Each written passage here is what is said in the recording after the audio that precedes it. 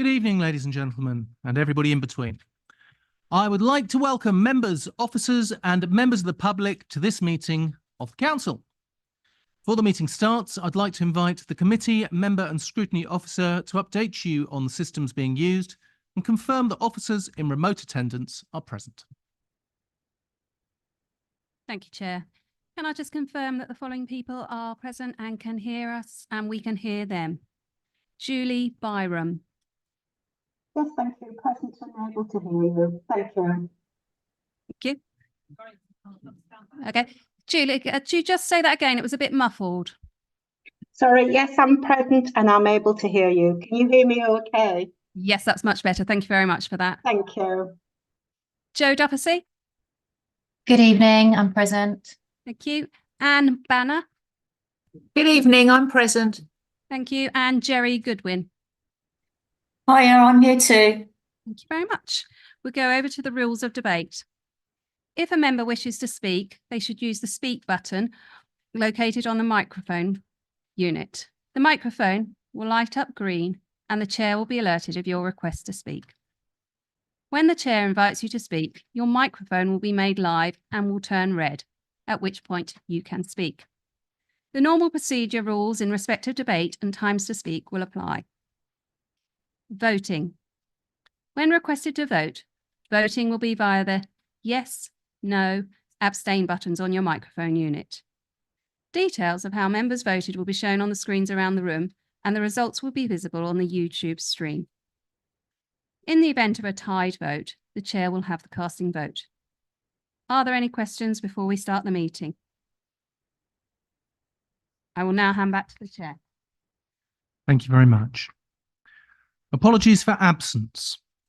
I've received apologies for absence from councillors Raj Backer, Michael Weeks, Michael Muir, Faye Frost, Ian Moody and Adam Compton. Are there any further apologies? Councillor Brown. Lisa Nash.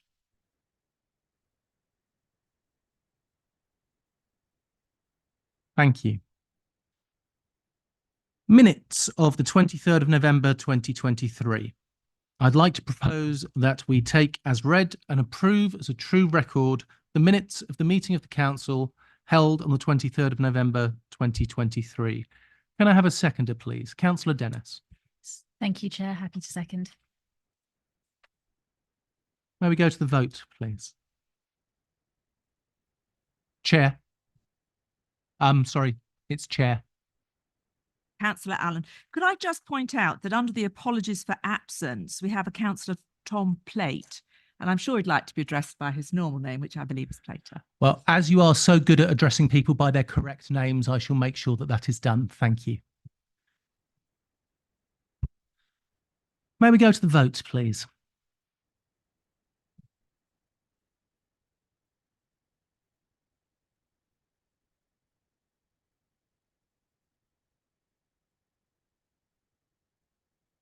Chair, that motion is carried.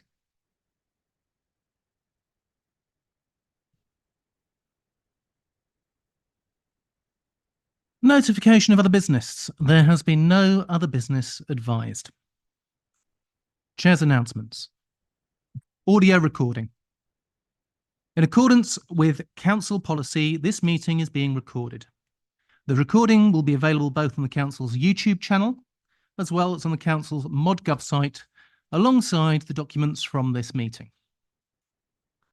Climate emergency. Members are reminded that this Council has declared a climate emergency. This is a serious decision that means that if this is an emergency, all of us, officers and members, have that in mind as we carry out our various roles and tasks for the benefit of the district. Declaration of interest. Members are reminded to make declarations of interest before an item. The detailed reminder about this and speaking rights is set out under the Chair's announcements of the agenda.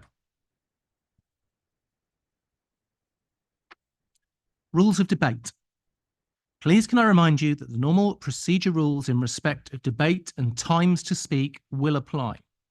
No speeches being made after the mover has moved a motion and explained the purpose of it until the motion has been seconded. When seconding a motion or amendment, a member may reserve their speech until later in the debate. In accordance with the Constitution, please can members ensure that no speech exceeds 5 minutes without the consent of the chair, and nobody has asked for that or will be given it. Comfort break. For the purpose of clarification, 4.8.23a of the Constitution does not apply to this meeting. Therefore, a member may leave the room during the debate in consideration of that item and still be able to vote. However, please be mindful of the business on the agenda and whenever possible, leave at an appropriate point in the proceedings. I will take a comfort break at an appropriate time of the meeting should proceedings continue at length. Item 6, the Chair's Civic Event and Awards 2024. My civic event is also the North Herts Heroes Awards. This is an awards that we give to people that have worked incredibly hard throughout North Hertfordshire, and is a chance for us to show appreciation and a chance for everybody to meet up. It's good fun. It will be taking place on Friday, the 1st of March, 2024. Tickets are available. The event is raising money for my chosen charities, which are Feed Up, Warm Up and Resolve. The committee team will be sending a further email with details on how members can purchase tickets tomorrow. If any members of the public watching want to take part as well, please do contact us. Number 7, Holocaust Memorial Day 2024. Saturday, the 27th of January marks Holocaust Memorial Day. This is a day to remember the millions of people murdered in the Holocaust under Nazi persecution, and in the genocides which have followed in Cambodia, Rwanda, Bosnia, and Darfur. North Herts Council will be hosting an event which will be broadcast on the Council's YouTube channel from 8 o'clock on Saturday. I would like to invite members to stand if they are able and join me in a minute's silence to mark this occasion.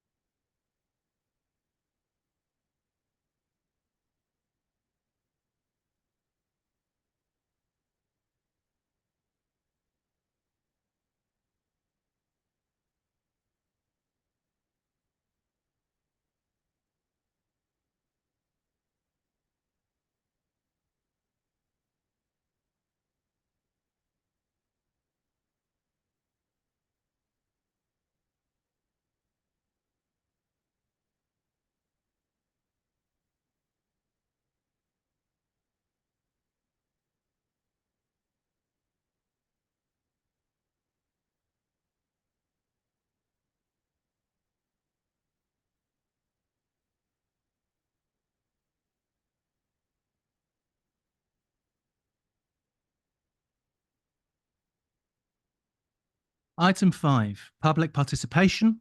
We have no public participation scheduled at this meeting. Number 6, questions from members. There are 2 questions submitted by members in accordance with Standing Order 4.8.11. A.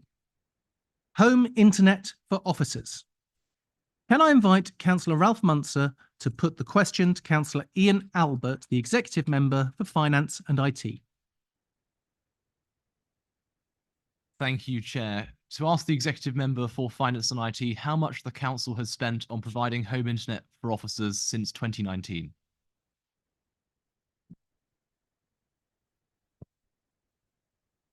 Councillor Albert to respond. Thanks, Chair, and thanks, Councillor Muntzer, for the question. I assume that you might be referring to an FOI request we had from the Taxpayers Alliance last year, where we provided a full response in relation to staff working at home payments. We do allow staff that work home to claim an allowance towards additional costs. But in direct response to your question, we do not pay for officers' home internet bills. Thank you. Councillor Muntzer, do you have a supplementary question? I do. Would you like to ask? Thank you very much, Chair, because I think in response to that freedom of information request, I'm sure that many members of the public will be quite simply shocked that some of their taxpayers' money is going towards funding home internet for officers to an extent. So will he commit to withdrawing this scheme for officers and encouraging officers who don't have access to suitable home internet to work from home, to work from the council offices, of which £6 million of taxpayers' money was only recently spent on refurbishing them? Councillor Albert, are you able to respond to that question, bearing in mind you said that we didn't pay for any home internet? I can respond to the question in a way I think that's appropriate. With due trepidation. So the answer to Councillor Munster is no. Working at home is good for the organisation. Working at home has many benefits for staff as well as the council and our residents. It increases our resilience and business continuity, as we saw during the pandemic. It has not led to any downturn in productivity. We're aware of the cost of living crisis, and with limited pay increases, we feel a contribution to employees working from home costs is fair. Indeed, 80% of our staff highly value the allowance. The LGA says flexible working is good for retention and morale and gives people the ability to have more balance, which is good from a health perspective. But the important thing here is balancing what is the needs of the business and the needs of our staff. It's a win-win we believe we have, and that's where we are. But I know Councillor Munster is also keen on financial returns. And if I haven't yet managed to convince him about the importance of working home, we've also demonstrated some very clear financial benefits from home working. For floor 2, we are receiving annual rental income of nearly £50,000 a year. We're also recharging costs of over £50,000, including business rates, energy usage, broadband, etc.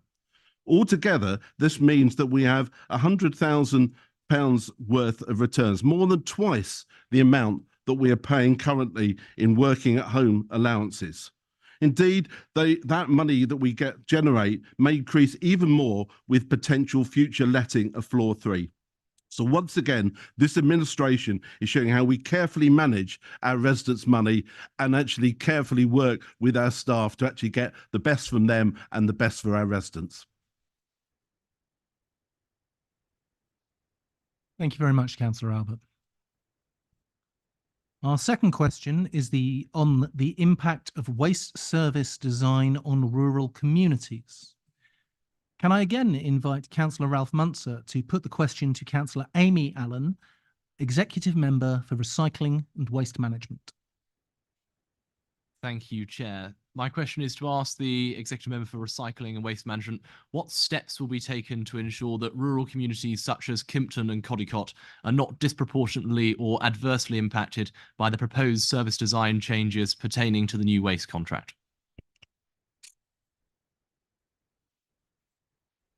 Councillor Allen, would you like to respond? Yeah, thank you, Chair, and thank you, Councillor Munster, for the question. It's hard to answer because at this stage, there is no decisions have been made about what bins, if any, are going, because these decisions will not be made until we have completed the procurement and are moving our attention into mobilising the next contract, because nothing's finalised yet. The intention is to do preliminary work behind the scenes with officers, liaising with our colleagues in parks to assess potential for removal against the set criterion. We haven't drawn up the set criteria yet, but as mentioned before, we will be using the RAP guidance. A link regarding said guidance, which includes the information on the bin infrastructure, the right bin in the right place, should be in your council email box, Councillor Munster, as soon as I send it, in case you haven't seen it. It's actually quite an interesting read. Once the proposed criteria are ready, I'll be able to share it more widely with ward councillors. Based on those criteria, the potential for removal list will be shared with members. The proviso being that if members collectively want to keep a bin, then another will have to go. We'll be asking members to consider the need for the bin. We are also happy to engage with parish councillors who will no doubt have knowledge of need in their parish. The decision will ultimately need to be made by the district council. I do appreciate that everyone would like answers now, but we simply do not have the capacity to undertake another project until the procurement work is complete. I know this is frustrating. Regarding bulky waste collections, these are changes that bring us in line with other councils. This seems to work for them, and we have worked extensively with bidders, and they have come back with ways to help counter the impacts of the rampant inflation that's affected the UK and caused the price of this contract to soar beyond expectations. I do hope that answers your question. I will forward the PDF to you. Thank you, Councillor Allen. Councillor Munster, do you have a supplementary question? I do, Chair, I do. And I thank the executive member for her response. And as she will no doubt be aware, fly tipping is an issue which disproportionately impacts rural communities within our district. Now, in April of last year, I questioned the executive member on the impact of the cut to residual waste collections on fly tipping across the district. And I was told by her, and I quote, "It's quite unlikely we will see an increase in fly tipping," despite that being contrary to what officers had written in their report. So the question I have for the executive member, we are now in January 2023, we are now seeing a cut to residents' recycling collections. We're going to be seeing a cut to the bulky waste collection service. Does she still agree with her comments in April 2023 that it is quite unlikely we will see an increase in fly tipping, or would she like to reassess her comments? Can I invite Councillor Allen to respond to the supplementary question? Thank you for the invitation to reassess. So I know that there's going to be some adjustments and changes, and I felt personally that regards to purple bin waste would not become a fly tipping issue. I would like to actually respond to the point about the recycling. The recycling isn't actually being cut. It's going to be spread across 2 bins instead of 1. And because of the volume and the changes that are being made, there is actually going to be overall, for a majority of households, they're going to have more space for their recycling overall, even with each bin being collected 3 weekly. This was actually done as a response to, as well, because of the confusion that seemed to be likely to be caused from it being a 3 weekly purple, a 2 weekly recycling, etc., etc. Now you're putting a bin out every week, and you just need to remember which time to put out your garden waste. So because you're putting a bin out every week, it's less likely you're going to miss it. It's less likely you're going to have these issues. And overall, there is actually going to be more space for the recycling because of having a whole extra bin to put all your paper and cardboard into. Again, none of these details are completely 100% finalised because we are still waiting to finish the procurement process. I do hope that has answered your question in some way, Councillor Munster. Thank you very much, Councillor Allen. Notice of motions. We have received 3 motions to consider, due notice of which has been given in accordance with Standing Order 4.8.12. Our first one is the anti-Luton Airport expansion. Can I invite Councillor Chris Lucas to move the motion? Thank you, Chair. In October 2023, our leader, Councillor Dennis, issued a statement on behalf of the council stating we are deeply disappointed by the decision of the various secretaries of state to expand the current capacity of London Luton Airport from 18 to 19 million passengers per annum. This decision flies in the face of public opposition and completely ignores the climate emergency. She went on and say, we remain very concerned at the further expansion of the airport, giving rise to greater carbon emissions, noise, air pollution, and traffic congestion. We are not persuaded that the mitigations proposed are adequate or sufficient to meet our climate responsibilities, and to offer to co-design solutions with Luton remain open. Together with Hertfordshire County Council and our neighbouring authorities, we continue to oppose the further expansion of the airport to 32 million passengers per annum through the ongoing examination process. Whilst this statement is totally laudable, and I'm so glad that we did that as a council, it lacked in potency because hardly anyone was aware of its existence. This motion is designed to raise awareness of the issue and the potential blight that Luton Airport expansion will have on the lives of thousands of people across Hitchin and throughout Hertfordshire. As the chair states at the start of every council meeting, we are facing a climate emergency, and we should be reducing the number of flights from airports in the UK, not considerably increasing them. Flying produces 2.4% of global CO2 emissions from fossil fuel use. By 2050, commercial airport emissions could triple given the projected growth of passenger air travel and freight. These expansion plans will be hugely detrimental to thousands of local residents in Hitchin and the surrounding villages. This motion is intended to draw much needed attention to this issue and provide the leadership and direction that is needed to galvanise the opposition to this potential terrible plan to expand Luton Airport. This current government, which Hitchin Harbin and MP is now a part of, and therefore cannot be counted on to oppose government decisions, a corresponding uplift in flights. Will a potential Labour government get in the way of Labour-controlled Luton Borough Council, who are pushing and lobbying hard for the expansion? I think not. So it's up to us, the community leaders and politicians in the areas that will be affected by the expansion, to stand up and make our voices heard in the loudest possible terms that we stand with our residents and against any plan to expand the airport any further. It will ruin the environment. It will clog up the roads. It will lead to an increase in air pollution and greenhouse gases, the impacts of which will be felt across the entire area of Hitchin and Hertfordshire. We therefore have a duty, not just a duty, an obligation to stop any further expansion of Luton Airport from happening. For it to do so will be a disaster for the people of Hitchin and the surrounding villages. And I urge all members to support this motion.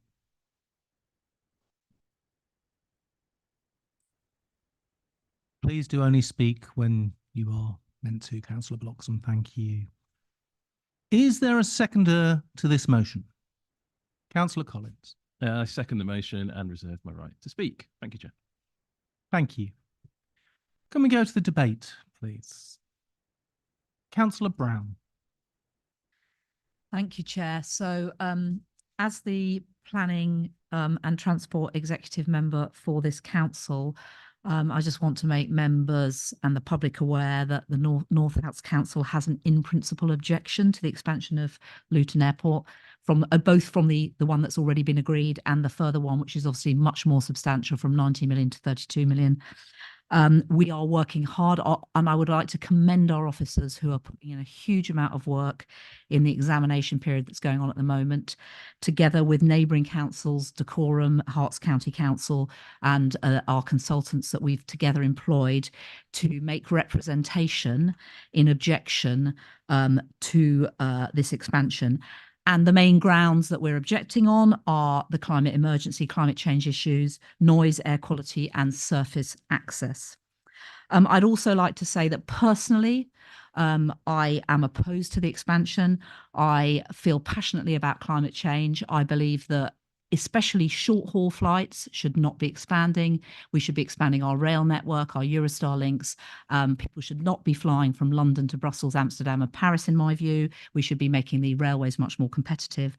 And therefore, as Luton is largely a short-haul airport, I oppose that expansion on those grounds. And then finally, I just want to say that notwithstanding our in-principle objection, it is not our decision whether this goes ahead or not. We can vehemently oppose it. We can put in our objections. We can give our evidence to the examination. But at the end of the day, it's the Secretary of the Secretary of State will make a decision based on the inspector's report. And I believe the examination closes on the 5th of February, and then the inspector will have time to decide. So it won't be our decision. So it's very important that, notwithstanding our in-principle objection, that we get the best possible mitigation for our residents. So our officers are working very hard on the Section 106 and all the other things that we want in terms of surface access, noise, air quality, to support, to get the best deal for the residents, especially those that live in the vicinity of Luton Airport. So we are continuing to do that. That doesn't mean we don't object. We do object, but it's important that if it does go ahead, we get the best for our residents. Thank you, Chair. Thank you, Councillor Brown. Councillor Dennis. Thank you, Chair, and thank you to Councillor Brown for highlighting all of the work that we've been doing to vehemently oppose this expansion. And also thank you very much, Councillor Lucas, for drawing attention and giving my statement from October 2023 on this matter a platform. I think that it's absolutely right that we do draw attention to the impacts that any airport expansion does have, and I very much welcome anybody who wishes to draw attention to the work that I'm doing as leader of the council. On that theme, actually, I'm in regular correspondence with the leader of Luton Borough Council on not just this, but a number of other matters that do impact on our residents within this district. So, you know, sitting alongside our existing lines and channels of communication, I am, of course, more than happy to send yet another letter/email or have a further phone call in addition to the many conversations that Hazel and I have regularly, if this council thinks that in addition to the hard work and resource that our officers are putting in on this matter with Councillor Brown and with Councillor Jarvis as well in his capacity working with Luton Rising, if council thinks it is an effective use of my resource as leader, I will write further correspondence on this, and thank you very much for drawing attention to the great work that we have been doing on this matter.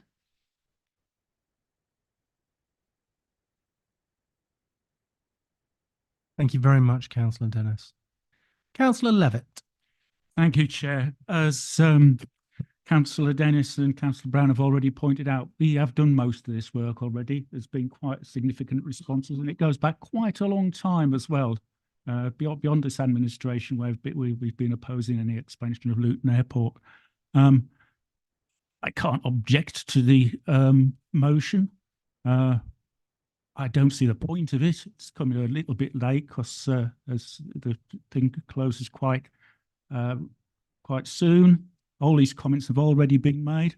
It is a bit of a waste of resources, and just seems to be a bit of a coincidence it comes on the same day as Councillor Lucas has a bit in the comment about his standing as the New Hitchin constituency candidate. But I'm not going to vote against it. Thank you, Councillor Levitt. Councillor Strong. Thank you. And I say thank you, and I welcome that Councillor Lucas has an interest in this subject. And yes, well, congratulations on being the PPC for Hitchin. And I'm sure that, well, I wouldn't be cynical enough to think maybe the two were related. However, the airport and the airport expansion, as a ward member who has many residents who live very close to the airport and have planes flying over their houses, yes, it's been concerned for many, many years. When I was first elected, there was only 3.4 million passengers. In 2014, that was up to 10 million. 2017, that was up to 15.7 million. And as we know, they still want to expand it further. Last year, the end of last year, there was a public meeting, and many of the residents in the ward were there to raise awareness to the latest expansion that was going through and to encourage residents to write in with their objections. And I'm sure if you've looked, you will have seen that there are around 7 authorities who have registered objections in the surrounding area, 16 parish council and over 1,000 individuals. We are one of those authority, and I do commend the work that this authority has been doing, and as Ruth Brown has said, that we are working with HC, Herts County Council and Decorum to make sure that we put in a robust defence of why the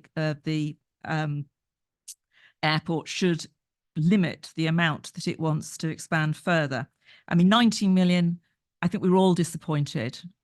I can't think anybody that actually welcomed that way has gone through.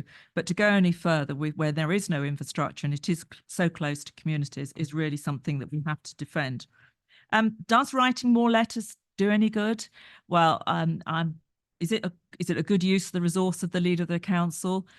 Over the many years, we've seen many leaders write many letters, and we always see copies of those letters, to which we always thank committee services to putting our members' information service. But what I never see is whether we get any answers from those people that our leaders have written to.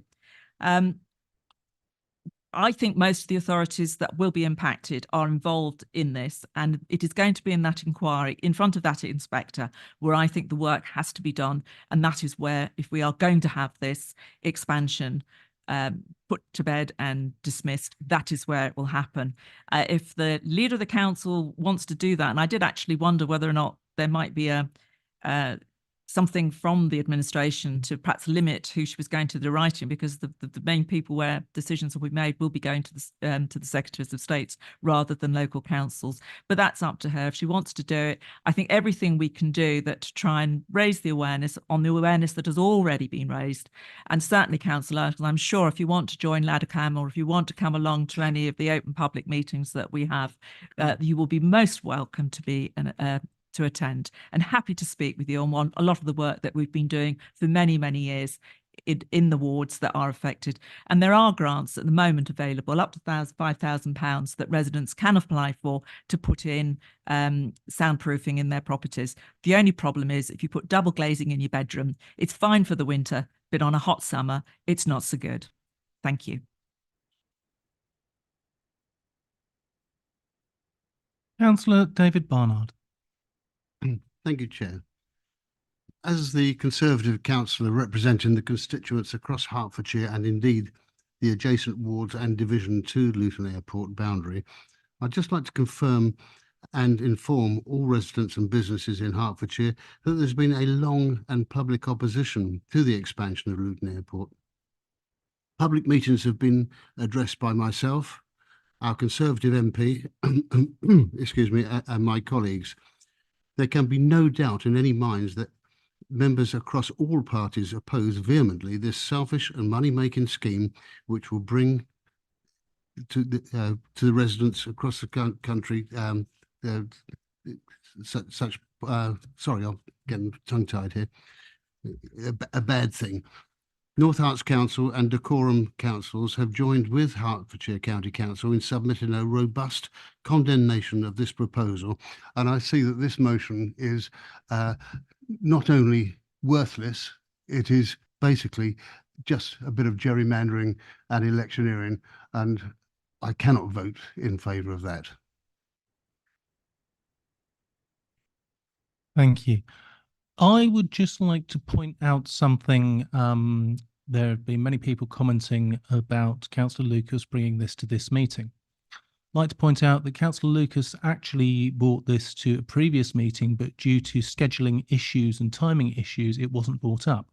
This isn't something that has been brought out in timing with anything else. And I'm saying that not as someone from the same party, I'm saying that as someone trying to make sure people know facts ahead of things. So I can now go back to the questions, and I will go to Councillor Muncer, please. Thank you, Chair. Now, one of the main concerns which residents raise with me when I'm out on the doorsteps in Kimpton, in Peters Green and Blackmore End is their concerns surrounding the impact of any expansion of Luton Airport, and their concerns of which I deeply share. Now, it is very disappointing that the Secretary of State has given the go-ahead for Luton Airport to increase from 18 million passengers per annum to 19 million passengers per annum. But I think we ought to be aware of the more difficult and more onerous proposal which is before us and before the planning inspectorate currently, and that is to increase from 19 million to 32, because that will have untold damage to our communities, not just the communities which I represent or Councillor Barnard and Councillor Strong represents, but right across North Hertfordshire and right across Hertfordshire as a whole, because it will result in 60% more flights departing from Luton. That will be made up of 70% more flights during the hours of darkness. It will be made up of 50% more flights at night. That's going to lead, of course, to an increase in noise and air pollution. That is something which residents in Kimpton are already impacted by, and it is something which is only going to be exacerbated if the airport is allowed to expand. And then also we need to look at the impact on our local infrastructure networks. You know, the M1, the A1M, the A505, I'm sure that many people commute on them every morning. They see how incredibly busy, how chock-a-block they are. You know, I had to come up the A1M to get to this meeting this evening. It was absolutely heaving. That is only going to be made worse with an additional 40,000 journeys per day being made by vehicles. And of course, it's going to put increased strain on our rail infrastructure as well. You know, at Harpen Harpenden Station. I was on the 7:28 train this morning and I could not get a seat. And unfortunately, we've seen services cut from Harpenden Station, and that is because of to increase the capacity to Luton Airport. But it means commuter trains into London and going out again are even more packed than usual. But I wish to pay tribute to Councillor Strong and Councillor Barnard for the work of which they've done over many, many years to oppose the expansion. But I also wish to touch on a point that Councillor Lucas made about our Member of Parliament, Bima Falami, now being made Economic Secretary to the Treasury, because I think it's somewhat disingenuous to suggest that he is going to be unable to represent the views of residents in the New Hitchin constituency being in that position. He has been, since 2017, a stalwart opponent to... It's part of the debate, Chair, and it is a comment of which he has made. So I would allow you. I will let that go then. Yes, thank you, Councillor. Thank you. Because he has been an opponent to the airport expansion for many, many years, and he has, and thanks in part to his intervention by the Secretary of State, we saw a public inquiry looking at the plans going from 18 to 19 million. Otherwise, it would have been Luton Borough Council and Luton Airport marking their own homework. But I am somewhat sceptical about the reasons for why this motion has been brought, but it is an important issue. It is one that we really do need to consider, and I will be voting in favour this evening. I would hope other colleagues will do so as well, because we do need to ensure that our opposition is made incredibly clear, even though I'm not entirely sure this will make a blind bit of difference with the interventions which Hertfordshire County Council, which this council have already made. Thank you, Councillor Munster. Councillor Jarvis. Thank you, Chair. I mean, Councillor Munster has described very accurately some of the impacts of the expansion of Luton Airport. And although the people who live very close to the airport itself are the most impacted, we shouldn't lose sight of the fact that those impacts extend to some extent across the other parts of the district as well. So it appears that everyone is agreed that the expansion is a bad idea, but not all our colleagues are convinced that doing everything we can to try and get the message across about that is worth doing. Yes, people have worked very hard in the past, but unfortunately that didn't have the results that we wanted on the 18 million to 19 million expansion. Can we guarantee that if we do everything we can, it will have the right result on the expansion to 32 million? No, we can't. That's up to the Secretary of State. I suspect we don't know who the Secretary of State is going to be by the time the decision is made. But all we can do is make sure that we make as strong a representations as we can about the issues that this involved. And I think we need to be clear that, yes, there are issues around noise, and yes, noise proofing your house may make it hot in summer, but actually failing to address the issue of carbon emissions from air travel will make it hotter for everyone in summer. And yes, there are serious problems that will be made worse as a result of traffic congestion. But there will also be much more long-standing problems as a result of that if we fail to address carbon emissions. And there is, so far as I can see, no satisfactory way that is going to result in addressing carbon emissions from civil aviation in the lifetime of most people in this room, I would suggest. So it's vital not only that we deal with the local issues about congestion and noise, but we redouble our efforts to get the government to take notice about the systemic issues, about the climate issues, because they will have an impact not just to everyone in North Hertfordshire, but way beyond that. Thank you. Councillor Plater. Thank you, Chair. I'd also like to say that I'm very much opposed to the expansion of Luton Airport for the comments and the reasons that have been made really well by colleagues in the chamber tonight. I also like to point out that I think this is a really good example of what we can do when we work cross-party on a local issue such as this. I've heard some really good speeches tonight across all the benches, and I really think it's a testament to our council that we're working really hard on this through all parties and cross-council. I do share some of the concerns that were raised by Councillor Barnard, and as yet I'm not sure in this debate whether I will end up voting for this motion or not for those reasons. But in any case, I'm certain that no matter what happens tonight, we'll all have some nice sound bites for social media at the end of it. Thank you very much, Chair.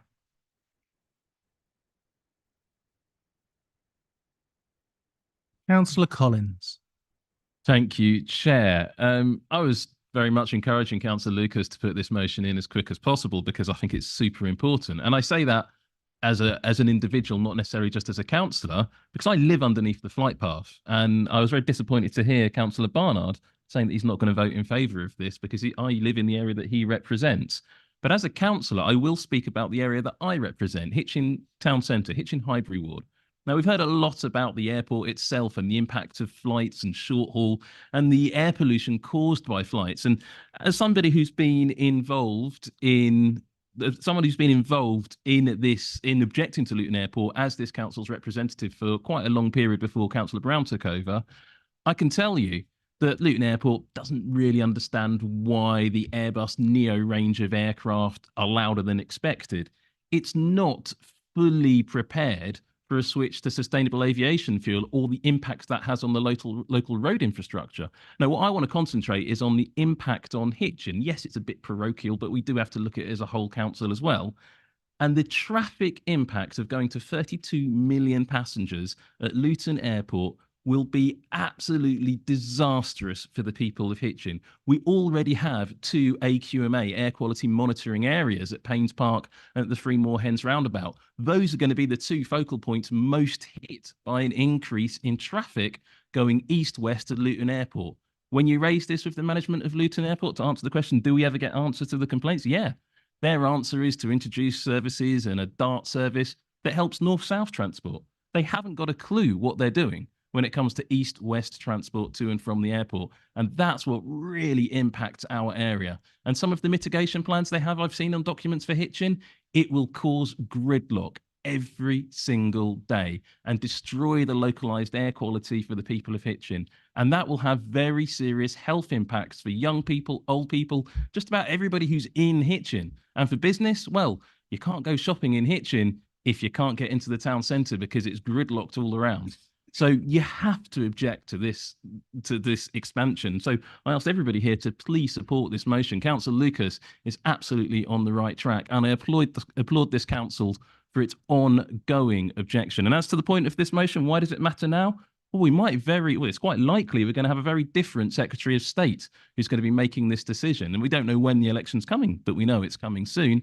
And it's very important to get these objections on the record to what may well be a Labour member of Parliament making this decision, and they're getting a lot of pressure from a Labour-run council in Luton. So we have to, as a joint administration council here in Hertfordshire, make our objections known loud and clear. Thank you, Chair.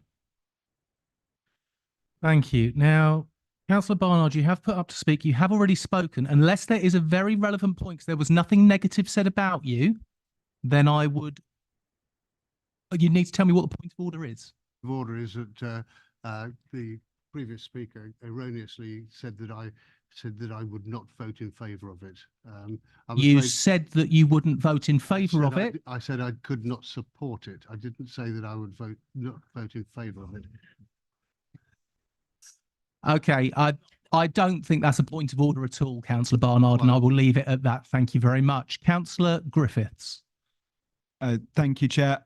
The post office scandal has shown us that if campaigners, if politicians, if councillors continue to bang the drum as loud as they can over a number of years, then they can actually have an effect. And that is what we are doing here. We are banging the drum to make sure that our voices are heard, to make sure that our residents' voices are heard.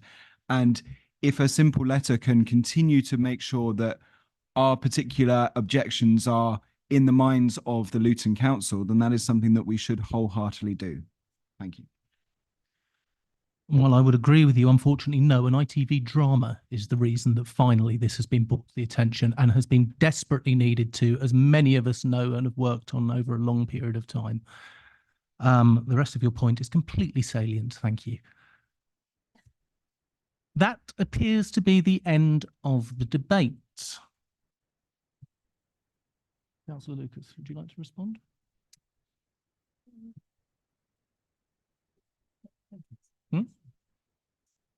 That's a point. There has been no opposition, so you don't need to respond. My apologies. In that case, we will go to the vote, please.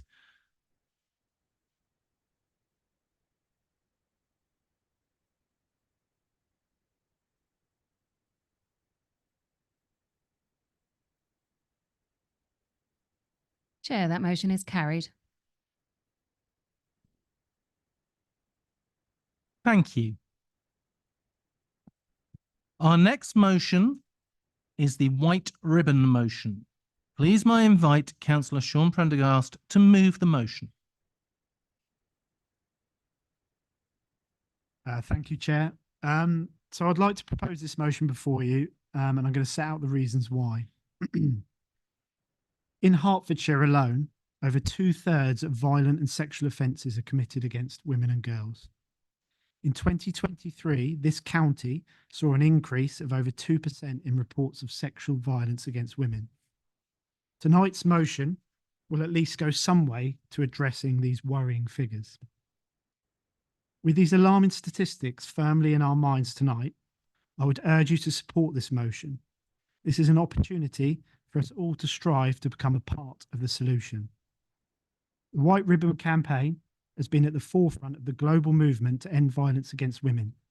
And by supporting this vital initiative, we have the power to effect real change within our communities. Domestic violence and abuse remain a widespread issue that has long-lasting and devastating impacts on individuals and families. By aligning ourselves with the White Ribbon Campaign and working towards accreditation, we are sending a clear and strong message that we stand against any form of violence. The White Ribbons Campaign emphasis is on engaging men and boys in the fight to end violence against women, and this is particularly important. This approach recognises that to truly put an end to this problem, we must engage everyone in the conversation and a call upon men to be allies for change. By working to challenge and change harmful attitudes and behaviours, the campaign empowers individuals to encourage change within their own spheres of influence. By supporting this motion, we are showing our commitment to drive positive social change. Furthermore, by endorsing the White Ribbon Campaign and the actions set out in this motion, we are embracing the opportunity to raise awareness, educate, and provide support to those affected by domestic violence. I hope you all understand the importance of this significant issue and will join me in supporting this motion. Let's make an emphatic statement that violence against women is unacceptable in our community and that we are steadfast in our commitment to creating a safe and supportive environment for all. Thank you. Thank you. Is there a seconder to the motion? Councillor Willoughby. Thank you, Chair. Very happy to second and reserve my right to speak. Thank you. May we move on to the debate, please? Councillor Levitt. Thank you, Chair. I have no objections at all whatsoever to supporting this. I think it's a good motion. I do have one question, though, that is, what does the accreditation involve us with on behalf of the council? What resources does it need, and have we got the resources in AG staff time, whatever else is needed to be able to carry this out and get that accreditation? Councillor Prendergast, would you be happy to answer that question? I would, Chair. It's a very good question. Thank you, Councillor Levitt, for asking that.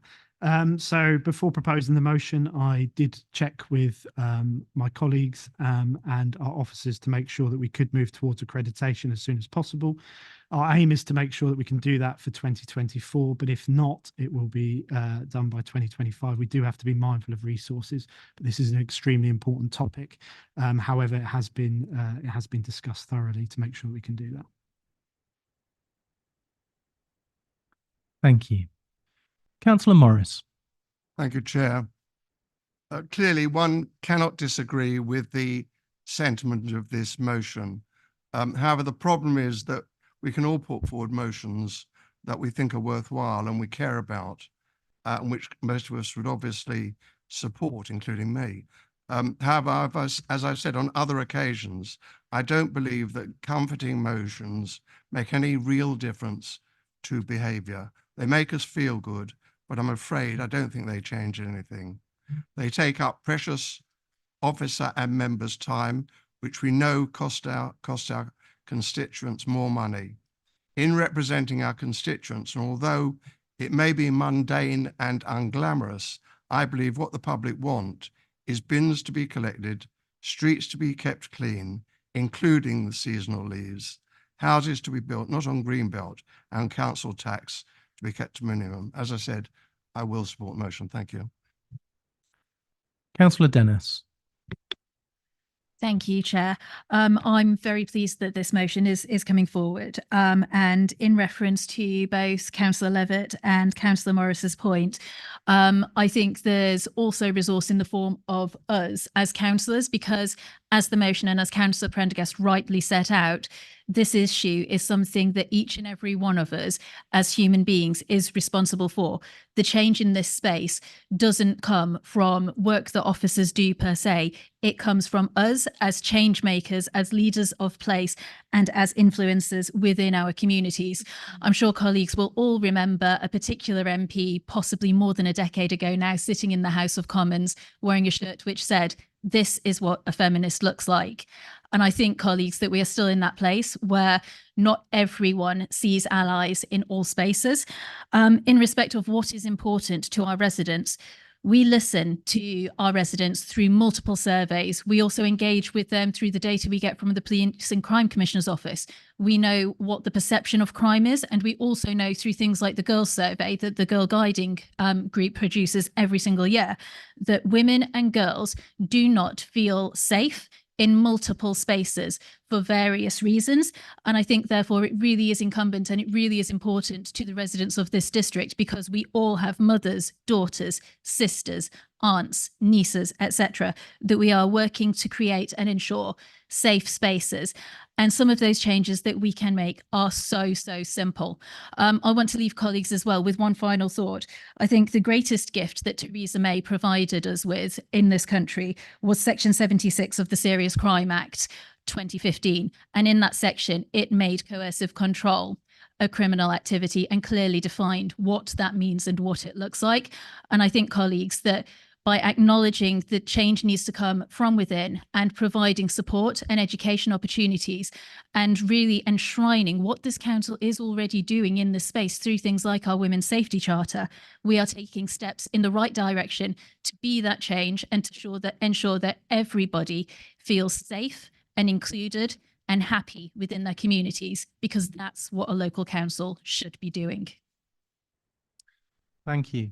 I'd also point out that today, when the national crime figures were being discussed, it was pointed out that the ONS remove from the national crime figures any reports of sexual abuse and domestic violence because they feel that they skew them.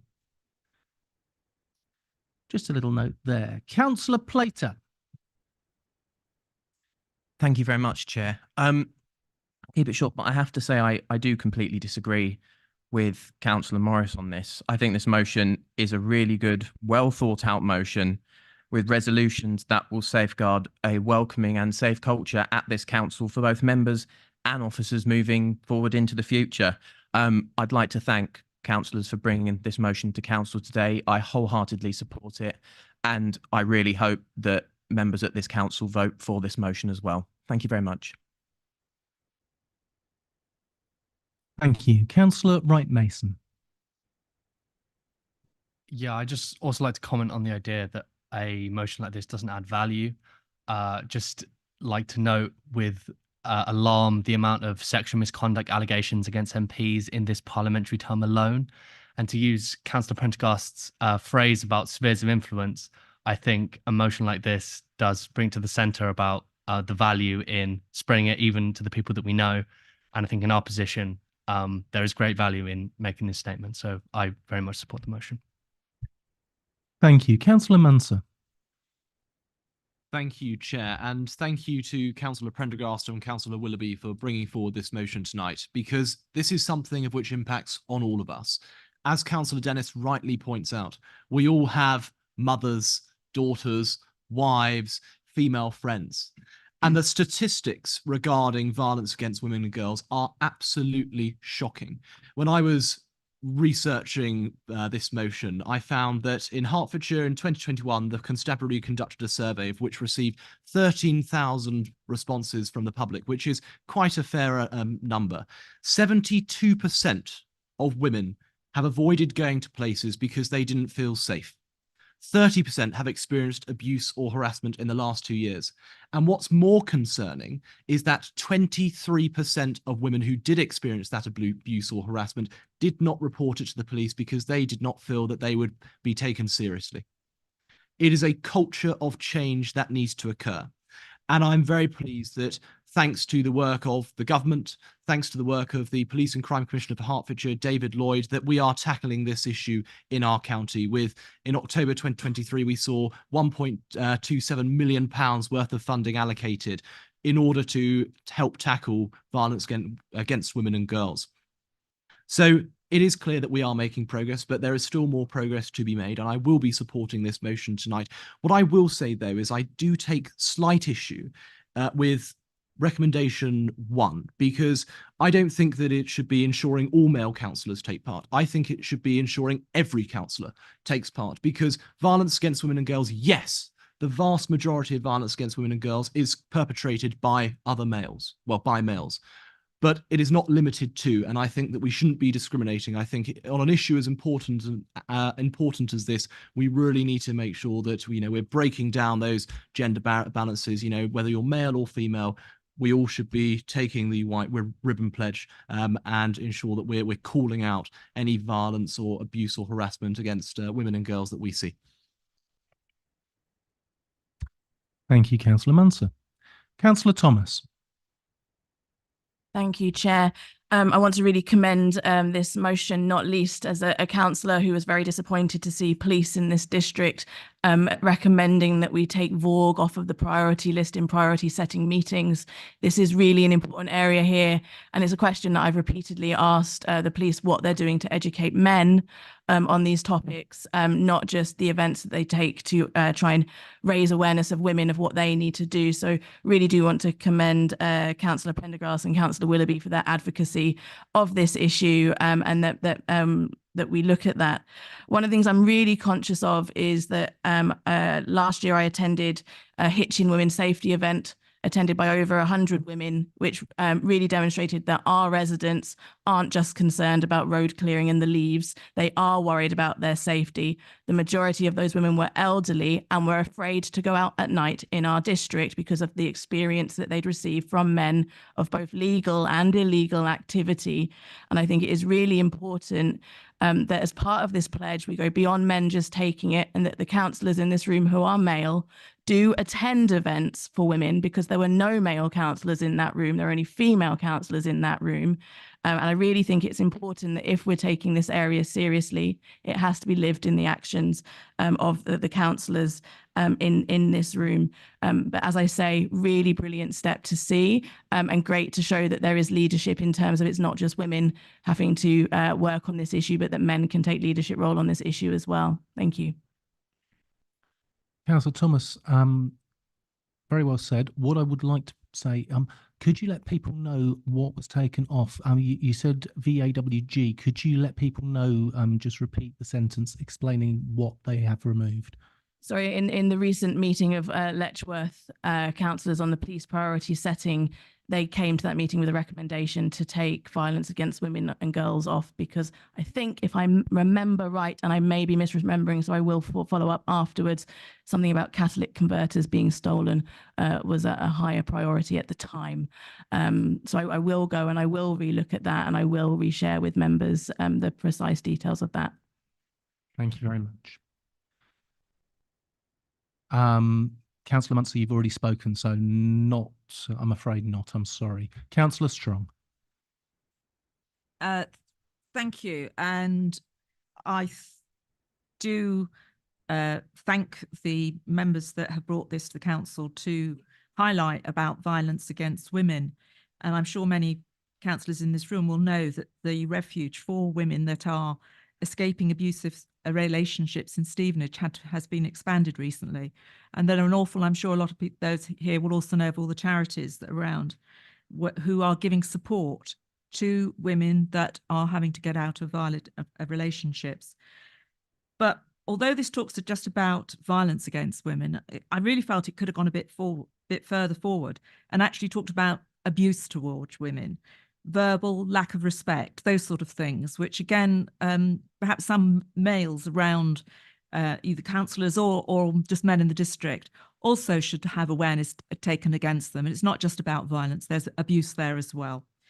And finally, as I did congratulate Councillor Lucas, I suppose it's only fair that I ought to congratulate you, Councillor Prendergast, on becoming the candidate for the Police and Crime Commissioner elections later in the year. Thank you very much. Councillor Marsh. Thank you, Chair. I am fully in support of this motion, of course. It is absolutely vital that at the earliest possible stage we educate men and boys to grow up in a more inclusive society. The major problem with this, I'd just like to talk about today, I had a phone call with someone this week and they were considering standing for a political position, and they turned around and said their biggest fear was acts of violence against them, and particularly in a sexual manner. And that absolutely broke my heart, because I know this individual will be an incredible person in that particular position, but due to this issue, made them too afraid to stand for political office. Now, I never want to see that happen again. Over the last 11 years, I have been a youth worker working in various different settings, and the youth of today will have a major opportunity to change this world.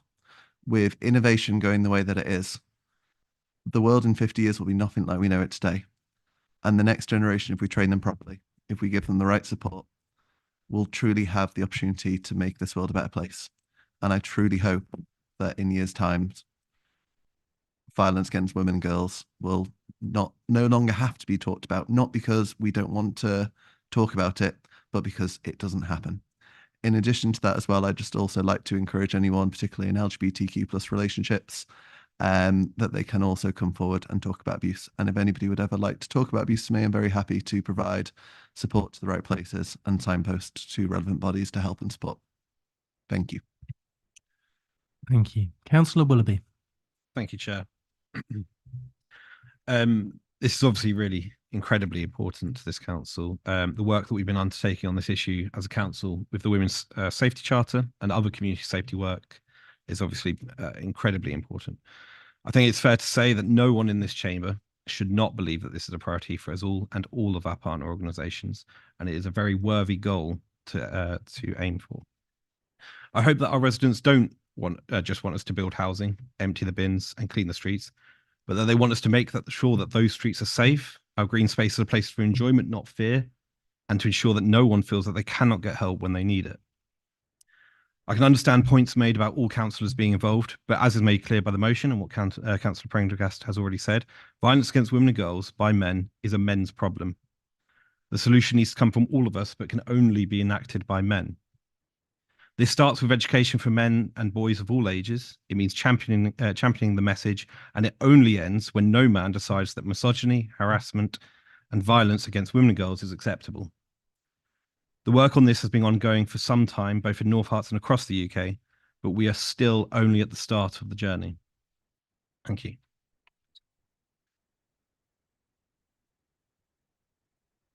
Councillor Amy Allen. Thank you, Chair.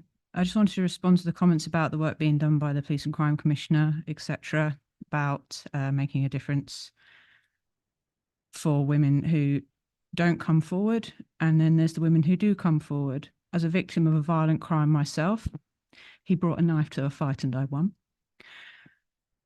I reported what happened, and in spite of the evidence, in spite of it also being recorded on my phone, there wasn't enough evidence to follow up with prosecution. I invite any motion, any work that goes towards protecting women and girls against men, against people who think they can behave in a certain way. Councillor Dennis brought up about the element of the coercive control. There was something involved in there. And I wholeheartedly support this motion and for everything it's about, because when I was a victim of a violent crime, even though I wasn't hurt too bad, even though he did get arrested, there was no follow-up. And that has to change. And the last thing on my mind was my bloody bin getting emptied.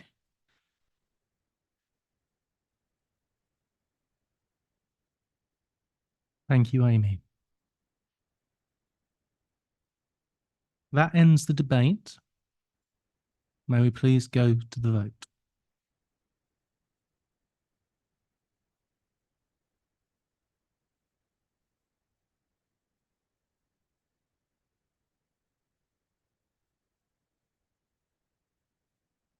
Chair, that motion is carried.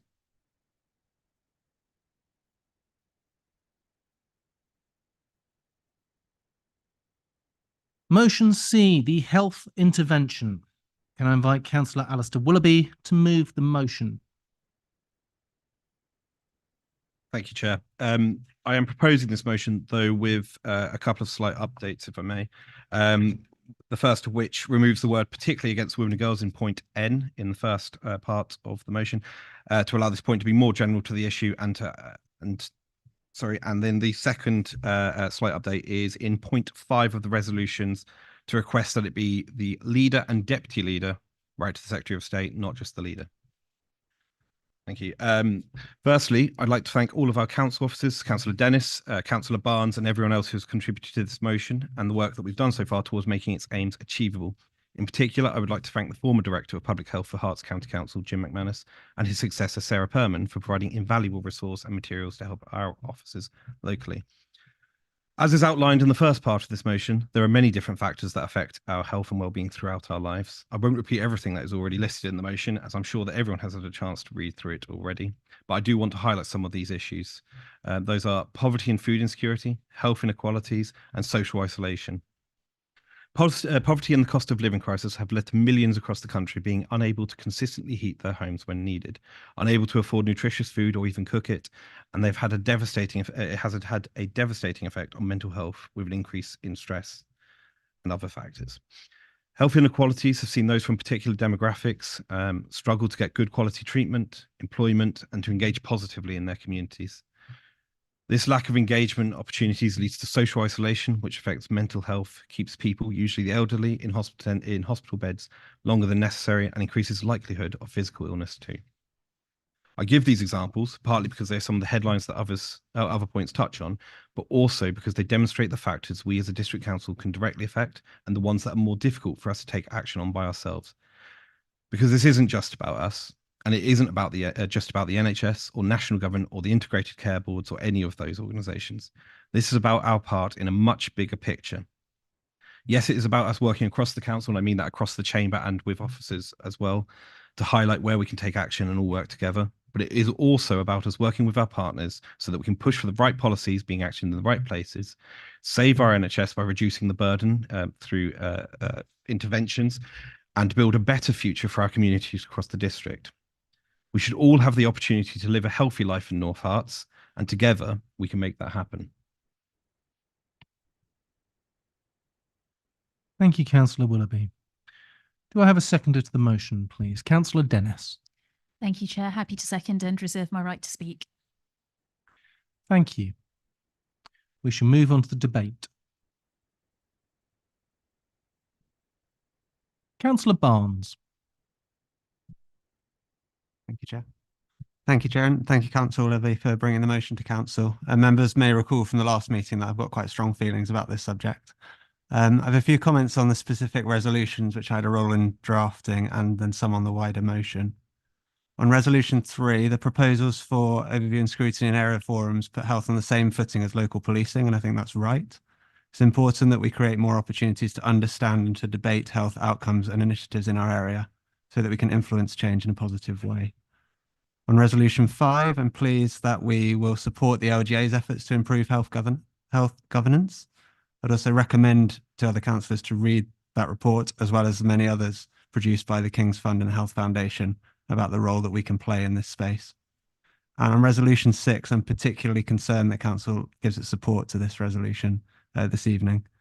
The Cambridgeshire and Peterborough Integrated Care Board has some important decisions to make concerning Royston, as evidenced by the recent consultation, the same one which showed our residents were relatively worse off in terms of access to appointments versus the wider area, as well as a number of other issues. Over 20,000 people live in Royston and the villages, and unlike the rest of the area covered by the ICB, they currently have no formal representation in decision-making which directly affects them. In theory, the existing structure allows for Hertfordshire representation on the board. In reality, by allowing only 2 local authority members from 3 areas, it systematically excludes a section of the population. Royston is a growing town and it desperately needs investment in its ageing health facilities, as well as much greater provision that can be accessed closer to home. This resolution seeks to give North Herts residents a proper and permanent voice to make that case, and I trust that fellow councillors will support their right to that. Returning to the wider motion, we shouldn't make the mistake of thinking this is none of our business. We all know there is a health and social care crisis happening around us, but population health and well-being goes far beyond frontline provision. We have the powers to address many of the leading causes of preventable ill health in our district through good quality homes, access to green space, leisure and community facilities, safe active travel routes, cost of living support for those who need it most, investment in voluntary community groups, which are a lifeline to many. As elected councillors, I believe we have the responsibility to help our residents to lead happier and healthier lives. We must all show leadership and ambition on these issues. This motion, I think, is a small step in the right direction and it has my support. Thank you, Councillor Barnes. Councillor Marsh. Thank you, Chair. Fully support this motion. It's absolutely vital at this time where the NHS is on its knees due to 14 years of Conservative mismanagement. It's absolutely vital that we are working with any organisations to ensure that we are helping local residents first. If we can prevent individuals from needing NHS intervention at an earlier stage, it'll be cheaper for society, it'll be cheaper for our local residents, and it will help our economy to grow in the long term. It's absolutely vital that we support this motion to ensure that we can continue to do that and improve our provisions and our services. So I support this motion. Thank you. I've mentioned before when people have been speaking not to speak over them. I'm going to make another point here. We are better than making stupid noises over the top of other people's speeches. If people catcall or make noises like that, I will ask them to leave this chamber. Thank you. And there we go, Councillor Morris. Yeah. Continuing on my drive for popularity, this motion is of course well intentioned. However, members will be aware that something like half the UK population is obese. Solve that problem, and most of the other issues mentioned in this motion would largely disappear. Moving on, paragraph 5, writing to any political party's Secretary of State won't, I'm afraid, change anything. Paragraphs 2, 3, and 4, asking our officers to undertake all the extra work proposed, again, I'm afraid, won't change anything. This motion will also make us feel good, take up more valuable officers' time, and cost our constituents more money, and as I say, won't change anything. We all know from the recent district-wide community survey of this administration that the public are not happy with what they see as a deterioration in our services. As I said earlier, I think we should spend ours and officers' time concentrating on matters where we can actually make a difference. Thank you. Thank you. Councillor Collins. Thank you, Chair. It's always fun following him, following that councillor. This motion, I really applaud what it's trying to do. There are some issues with the motion, and I know Councillor Barnes has worked quite hard with some of the colleagues in the joint administration, including the mover of the motion, to make some changes. Point 6 is a fantastically addition. I was at one point going to abstain on this motion, but the reason for that is that I felt that there were a huge amount of really important issues raised in this motion, which is very, very long, but there wasn't enough action to resolve some of those issues in the action points in the second half of the motion, and I found that a bit disappointing. To give you an example of what I'm talking about, there's I've got to find all the way through it now. Good green spaces enable people to be more physically active, feel safe and secure, and socialise and play. That's point G. But that's something we can address in our local planning process, in our SPDs, in our master planning process, in the early review of the local plan. So that could have been included here. So that details like that, because I'm concerned that by mentioning those points and noting those points in this motion, the 6-month rule is going to kick in, and we won't be able to bring those issues back to this chamber to debate, because we've already debated it in this motion, because there's so many key issues raised, and that's actually counterproductive in this motion. And so as there's issues raised but no remedies suggested to quite a lot of these issues, and quite a lot of them are things that this joint administration's done good work on and we can continue to do good work on, but actually we need to have had those things in here. And I could have written a huge lengthy amendment to this very lengthy motion, but actually you might as well just table different items rather than trying to deal with it all in one big go. And I am so concerned that we won't be able to debate some of these items for 6 months because they've already been raised here. And that is a risk, I think, within the council's constitution.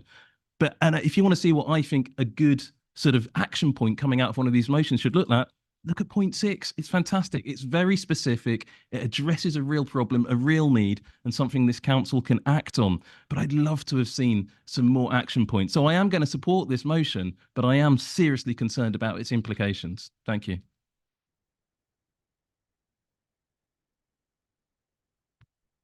Thank you, Councillor Collins. Councillor Brown. Thank you, Chair. So I welcome this motion for 2 reasons. I think traditionally, when we think about health, we think about the NHS and we think about county councils or unitary authorities having a responsibility for health, but we don't think about districts. And it's important that we make the case of why districts are so important to health, because the vast majority of what goes on in health in this country increasingly is crisis intervention. And if we can increase our preventative work, we will have the need for less crisis intervention. And so the districts play a massive role, as has already been highlighted out, in preventing ill health from occurring, in helping people to stay well, both physically and mentally. And when I started a few years ago, I was the Deputy Community Engagement exec under Judy, and we started working with the Healthy Hub. And the Healthy Hub, which is funded through Hearts, but we deliver it in our district. It provides all sorts of preventative type interventions, so things to do with mental health, but things to do with social well-being and physical well-being. And I think, and our leisure centres play a big part in this as well. So I think this motion is important in highlighting the really important preventative work that districts do. And so that's the first reason why I think it's an important motion. The second reason is because of the specific issue with Royston that Councillor Barnes has already highlighted. Royston residents continue to miss out because of being part of Cambridgeshire and Peterborough, but also being in Hertfordshire. And in some ways that should give us twice as much opportunity, but in practice, it often means we lose out. So good examples of that would be when I used to work for the local mind in Cambridge, we used to provide, we were funded by what was then the Cambridgeshire and Peterborough CCG, which is now the ICB. And we would deliver work in places like Melbourne, but never in Royston. So if Royston people wanted to access it, they could, but they had to go to Melbourne. It was never in Royston. Recently, I've had several people write to me about the fact that COVID-19 vaccines, the latest booster, you have to go to Melbourne or Letchworth from Royston. That is ridiculous that 80-year-olds are being asked to travel like that when there's such a big population in Royston. So I think it's absolutely vital that Royston residents are better represented at the board level. And so I particularly welcome point 6. I think it's a really, really important point to make. So I'll be supporting this motion. Thank you. Thank you. Councillor Levitt. Thank you, Chair. And firstly, just a point of clarification for the record. When the resolution was read out, the numbering in the statement there differed to what's actually on my printed document. I'm assuming it was just an error in the way it was read out. But because I've got 7 points here and the numbering was read out different to what I've got here. However, my point I was going to come back to is on resolution number 2 about the overview and scrutiny. It does already have the power under the Local Government Act to call in outside bodies, including health authorities, to account and to answer questions, as it already is a power of the Overview and Scrutiny Committee. We did try in the past some time ago to get the health authorities to come along and to answer questions. I don't think they even bothered to reply to us, I think was the issues on that. So good luck with that, but it is a good thing to do, and keep trying with it, but fully support the resolution otherwise.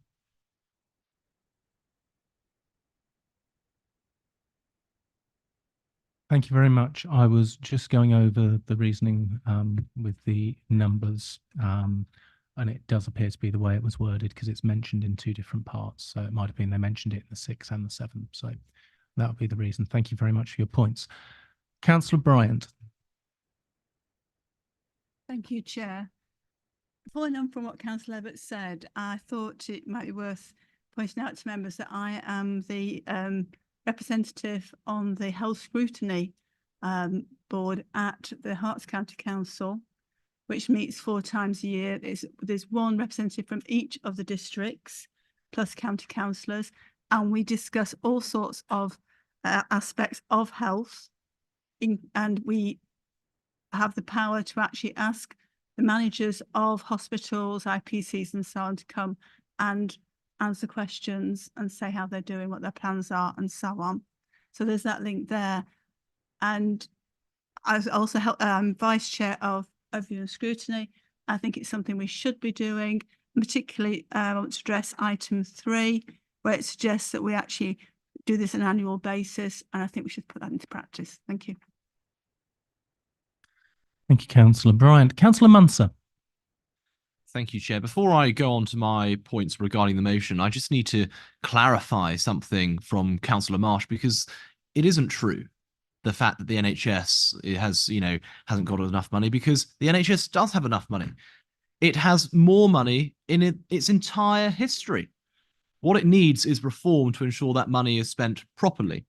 But going back to the points of this motion here, I mean, I was quite intrigued to learn at the last council meeting that Royston wasn't covered by the Hertfordshire and West Essex ICB. I think that is a mistake. I think it is something of which, if Royston is in Hertfordshire, which it is, it should be part of the Hertfordshire and West Essex ICB, quite frankly. But then I just want to refer to recommendation 6, where we're requesting that a member be drawn from either Hertfordshire County Council or North Hertfordshire District Council. And I've heard the points from Councillor Dennis and Councillor Brown about the role of a district council in improving health inequalities, and I don't doubt that. But I think it probably would be more beneficial for a member from Hertfordshire County Council, of which has more responsibility for social care, for example, and health, to be a representative of that board, because, you know, let us be honest with you, it's a strong argument for a unitary authority, for actually having joined up thinking to ensure that actually people in these areas, people in Royston, which this motion is speaking to, are actually, you know, being delivered good quality healthcare, and they're not having to go all the way across county boundaries, etc. But that is the end of my contribution. Thank you. Councillor Strong. Thank you.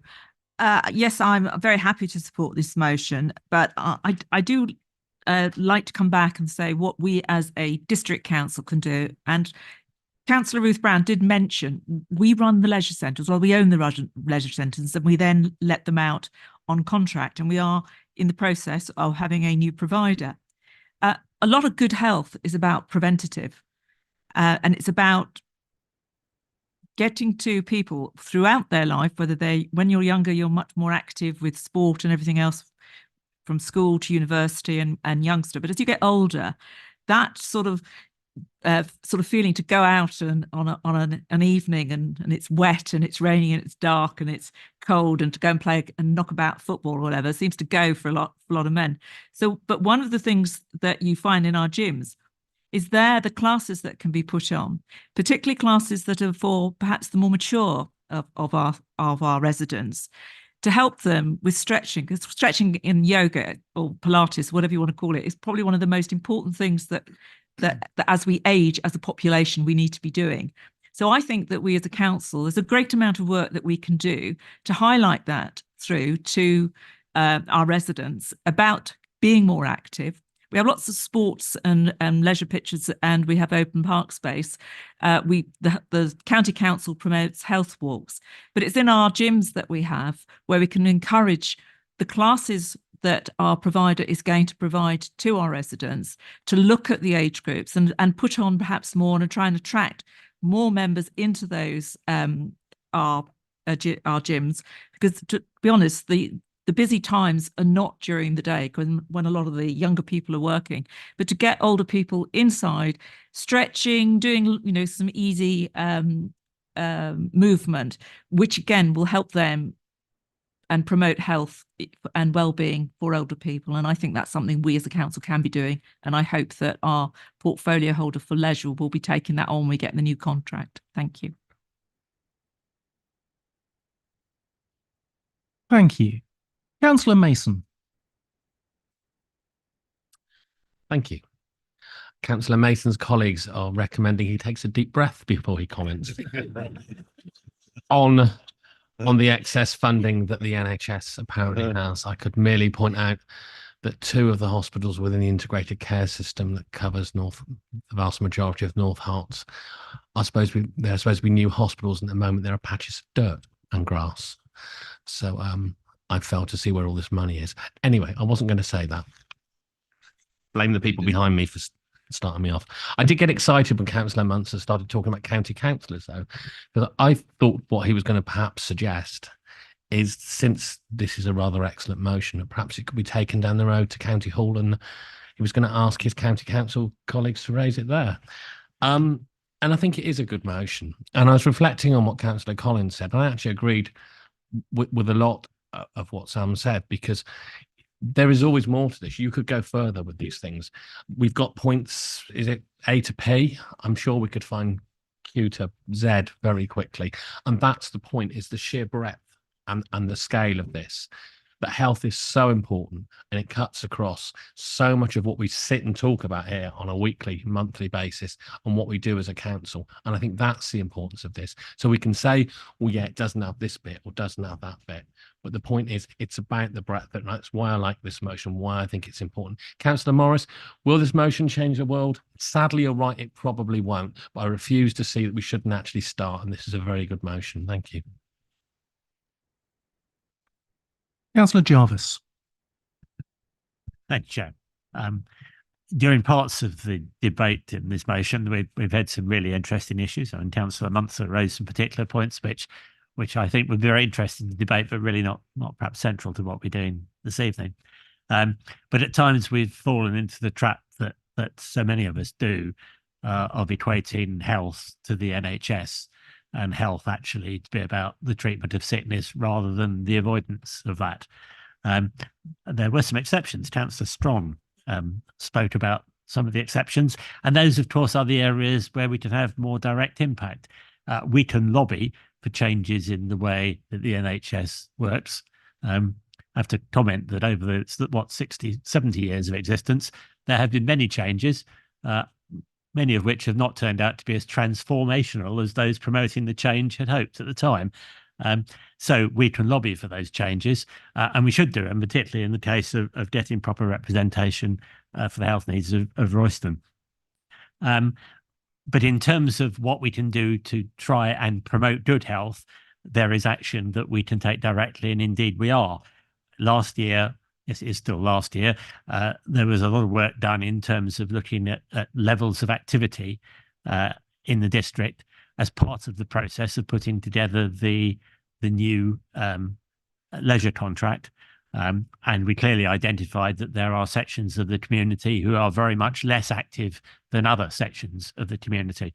And age is one of the indicators of inactivity, but it's very far from being the only one.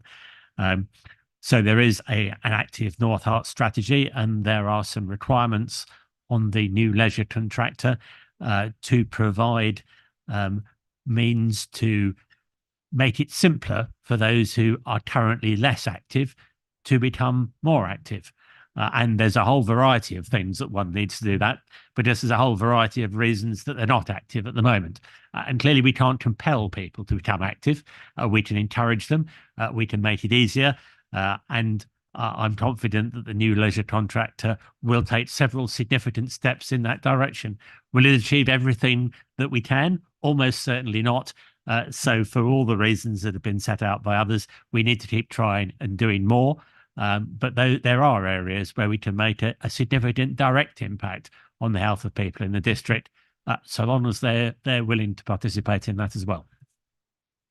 Thank you. And I must say that I do attend North Hart's Leisure Centre quite regularly because I'm currently training for North Hart's Strongest Man. However, I would point out that obesity is actually completely not a major thing for this. Because I'm doing that, I am technically morbidly obese at the moment. So obesity isn't necessarily something that's negative to health. It can be constant. I will now have Councillor Dennis come back. Thank you very much, Chair. And speaking as somebody whose BMI constantly shows as being overweight, I identify very much with your plight. However, getting on to the very serious points, I think colleagues across the chamber have made some excellent arguments this evening. I think it is important that I go back to Councillor Morris and explain perhaps that the Hewitt report recently identified that there's a 19-year gap in the healthy life expectancy between people in the most and least deprived areas of England. Colleagues have touched on some of the wider determinants of health, and obviously quite a lot of those arguments are set out in the preamble, which is deliberately extensive to this motion because, as colleagues have rightly identified, health isn't something that sits in one space or another. It's a golden thread that actually runs through everything that we have the power to influence and impact as a district council. That's what the King's Fund report last summer really helped identify. That's the work that's been pushed through the district councils network. And it's the work that is being done through the Hertfordshire and West Essex Integrated Care Partnership and Care Board as well. In response to Councillor Collins' point, I think there are actually some parallels between this particular motion and previous motions, such as the climate emergency and the ecological emergency motions, because actually in the preamble to those, we set out and touched upon areas that this council might wish and might seek to influence and impact, but we weren't actually making active decisions about those particular points. But of course, we will be guided by the monitoring officer on the impact and implications of the 6-month rule. So, wider determinants of health. It ain't just about yoga and kale, guys. It's about the house that you live in. It's about whether or not you have the ability to keep your home heated, whether you are supported in preventing damp and mold. I will remind people of this tragic death of Iwab Ashak and Iwab's law that is currently being worked through, and the duty on local authorities and housing associations. And in my view, actually, there should be an equal duty on private landlords too, to ensure that the properties that they are renting out are fit for purpose and do not have a negative impact on people's health. There's data in the report and that is accessible through both the Health Foundation and our own local Hertfordshire health evidence data sheets as well around instances of asthma, breathing conditions. Councillor Collins referenced air quality in particular locations as well in a previous debate. So there are lots of things, there are lots of levers that are in the hands of district councils, and in particular within this council's hands as well to pull. To an extent, I will hear that Councillor Munster does have some valid points on this. We do need reform in the way that we approach health, and we need to recognise that local authorities, in particular district councils, as the form of local government, say for parish councils, that is closest to our community, has the ability to invest in our communities to save the rest of the public sector. Think about the cuts being made to services for young people, and then think about the leading work that the Heritage Foundation did in Letchworth, finding out what young people want and the feedback. Think about the actions that we can take to secure healthy outcomes through our planning processes, through saving our parks and playgrounds, which members of this administration, when we were in opposition, did quite masterfully, protecting play spaces, protecting health opportunities, ensuring that every child has the best start in life for the first 1001 days of their lives. These are things that shouldn't be under the wit of this council, and in fact, they're not. And as we've said in the motion, as Councillor Willoughby indicated in his introduction, we've already been doing this work with officers. We've got the resource, we've got the toolkits. We are working in close partnership with the County Council and the Director of Public Health on these matters, and I will continue to advocate and work with colleagues across the county through the Herts and West Essex Integrated Care Partnership and the Herts Health and Wellbeing Board. And should Council approve this motion as well, I will do my best, colleagues, to ensure that Royston has the representation residents desperately need in Cambridge and Peterborough as well. So I highly commend this motion, and I hope that colleagues will support us moving forward. Thank you very much. Councillor Fake. Thank you, Chairman. If you'll forgive me, I'll stand up for this for a very good reason. I am proud to say that my weight is the same now at 81 as it was when I reached maturity at round about 40. The only problem is, then I was 5'10". Now, like the rest of my family, I have shrunk with the advancing years. I'm about 5'6". And the reason I raise this point is because of your point about being morbidly obese. And the reason I raise it is because I will be chairing for the County Council Health Scrutiny Committee, a scrutiny on obesity in Hertfordshire. So I am very much aware that there are more levers here than perhaps the obvious ones. So I put that to you.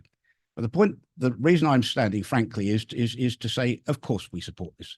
The County Council does an immense amount of work, and I'm proud to say, and I mean proud to say, I'm proud to say that we do it in conjunction with partners, because no one organisation, no one individual, nobody can do it on their own. It is a job for us all, like safeguarding and like all the other things that we've been talking about tonight. So I have this awareness because I think it's necessary. If you're going to be leading in scrutinising what's going on, you have to have some comprehension about the realities and not just what you're told. Sadly, it would appear to me, my understanding is, and I couch this carefully, my understanding is it was the GPs in the Royston area who voted to go with the Cambridgeshire Trust.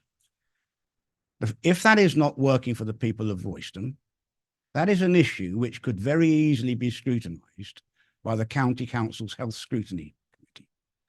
And I would be very much welcome this authority making approaches to the relevant director, the Director of Health, and to the executive member for Public Health, and to the chair of the Health Committee about looking about whether the County Council could call in the National Health Service and the relevant elements to debate this issue.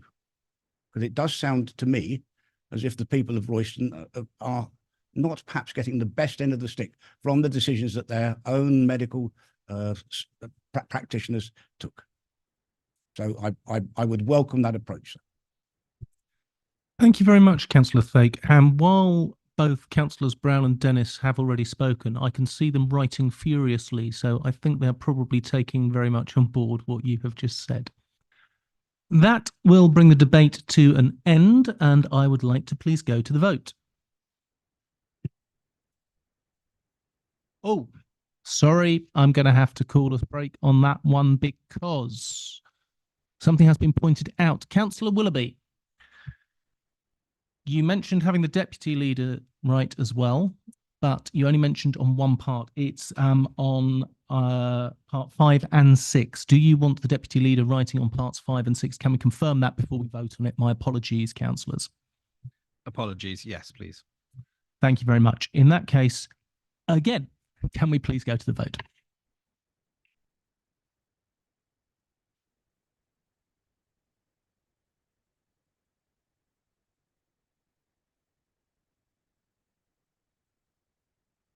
Chair, that motion is carried. Thank you. Before we move on to looking towards Jeanette and Anthony for guidance on this, because I'm not going to let you get away with what you did earlier on. That position that you're in does not give you the right to raise your voice to anybody in this chamber and glare at them like you did. That's tantamount to being. Do ask to withdraw your comments, and next time you have an issue with the tittle tattle that goes on in a chamber like this, you tone it down and not use your size and gravitas to have a go at it. no. Out of If you would like to make a formal complaint, Councillor Bloxham, you're welcome. However, I will allow people to discuss and debate. No problems at all. I will not allow booing, catcalling and meowing across the chamber because that is immature and unacceptable.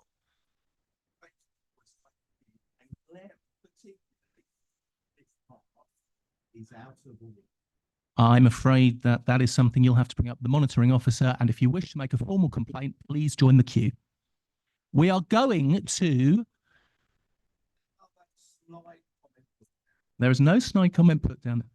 Right, Councillor Bloxham, I think we are going to take a break at this point. We're going to take a 5-minute comfort break. If you wish to discuss things further, please do. There are monitoring agents about. Thank you.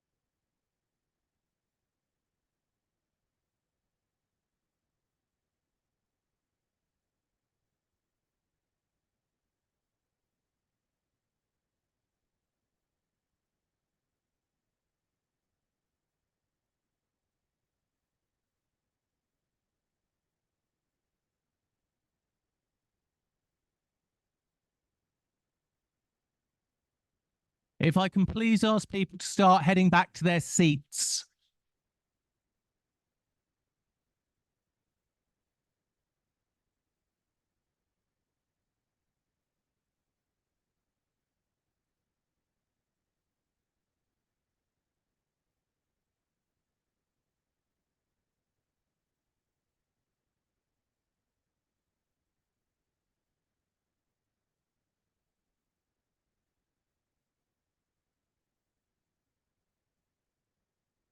Right, we are restarting in 1 minute's time. 1 minute.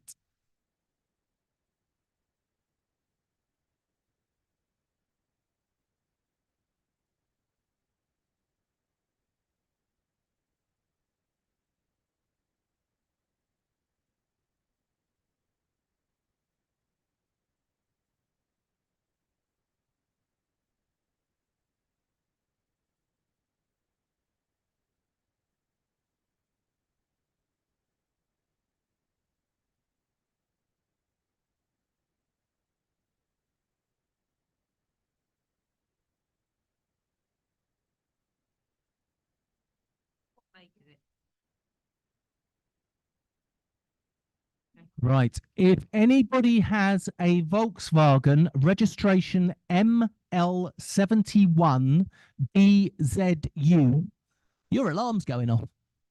ML71 DZU, Councillor Weeder, you've won. Apparently he's parked badly as well.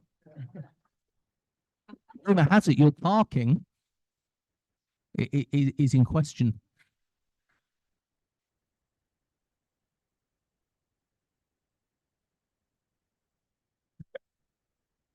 Right, ladies and gentlemen, we are going to resume and Councillor Weeder will rejoin us as we do. Everyone has taken their seats. Wonderful. If we can go back online.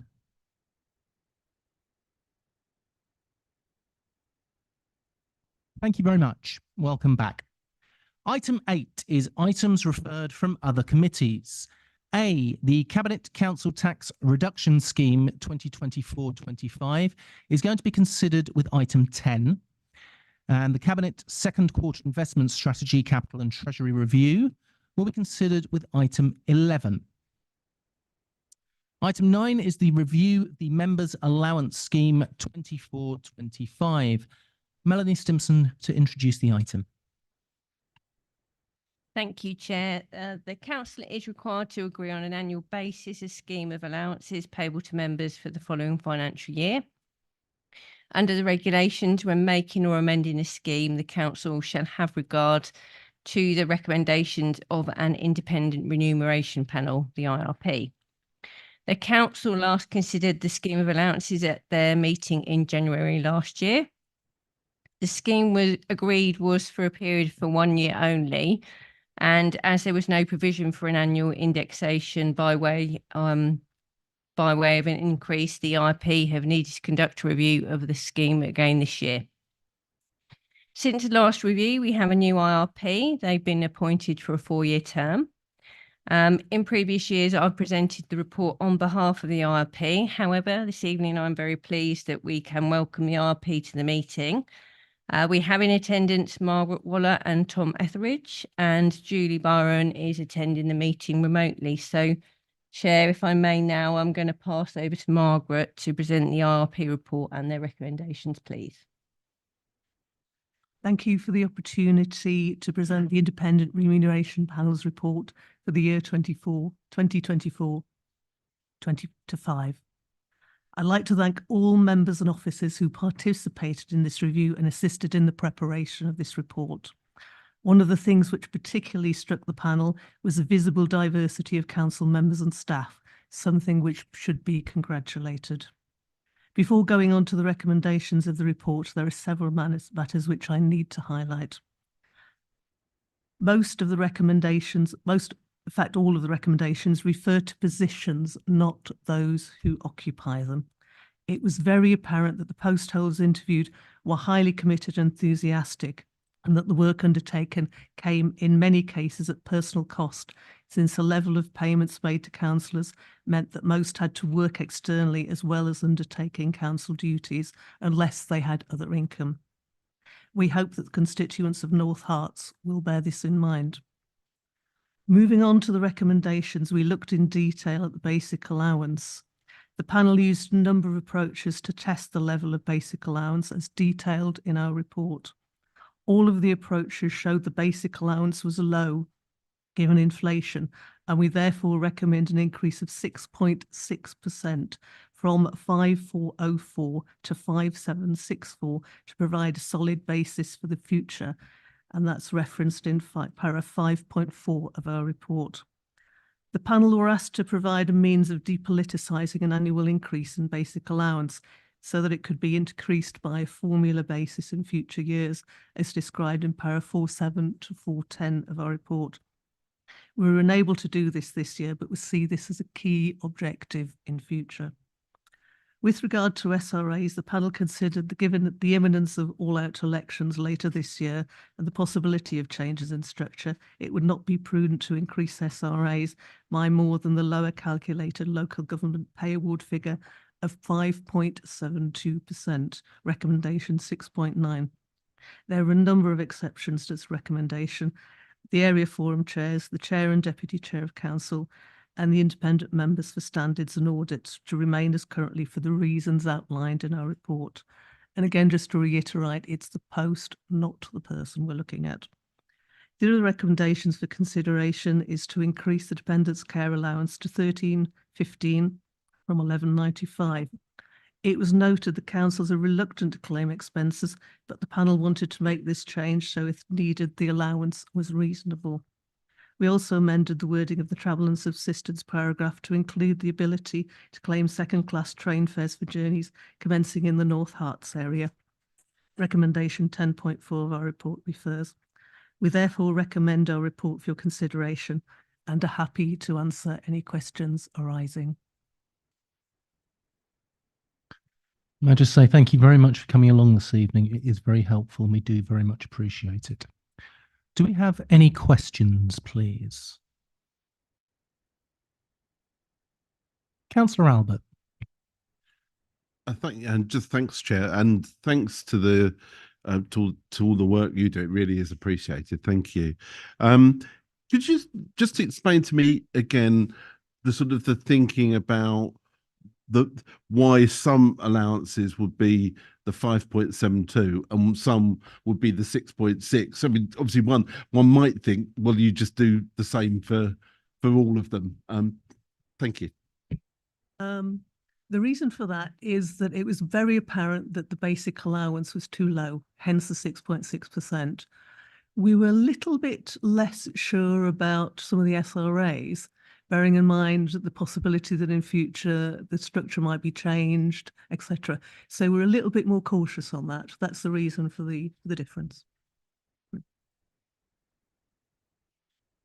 I'd like to ask a question as well. I think I'm in the best place to ask it because as chair at the moment, I won't be chair again for quite a while. If you are doing the role of chair well, as I have seen many people before me do, you are out and about a lot and you are doing your best to represent North Herts District Council to the best of your ability. Is there a reason that you chose not to increase the chair's allowance? Because I am worried about it putting people off standing for chair because it's a very expensive role to do properly. Yeah, I think that the role of the chair is a very difficult one to put a figure on.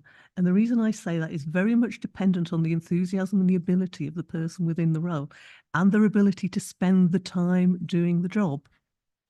If you have somebody that is in full-time employment, is not able to undertake the level of duties at a civic level that they need to do to make it successful, then it's very difficult to make a success of that role.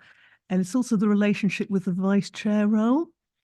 It's a case of, can you actually mix and match those roles a little bit more than you do at the moment, so that anybody who's in full-time employment could take the chair role, do some of the civic duties, but perhaps give some of them to the vice chair?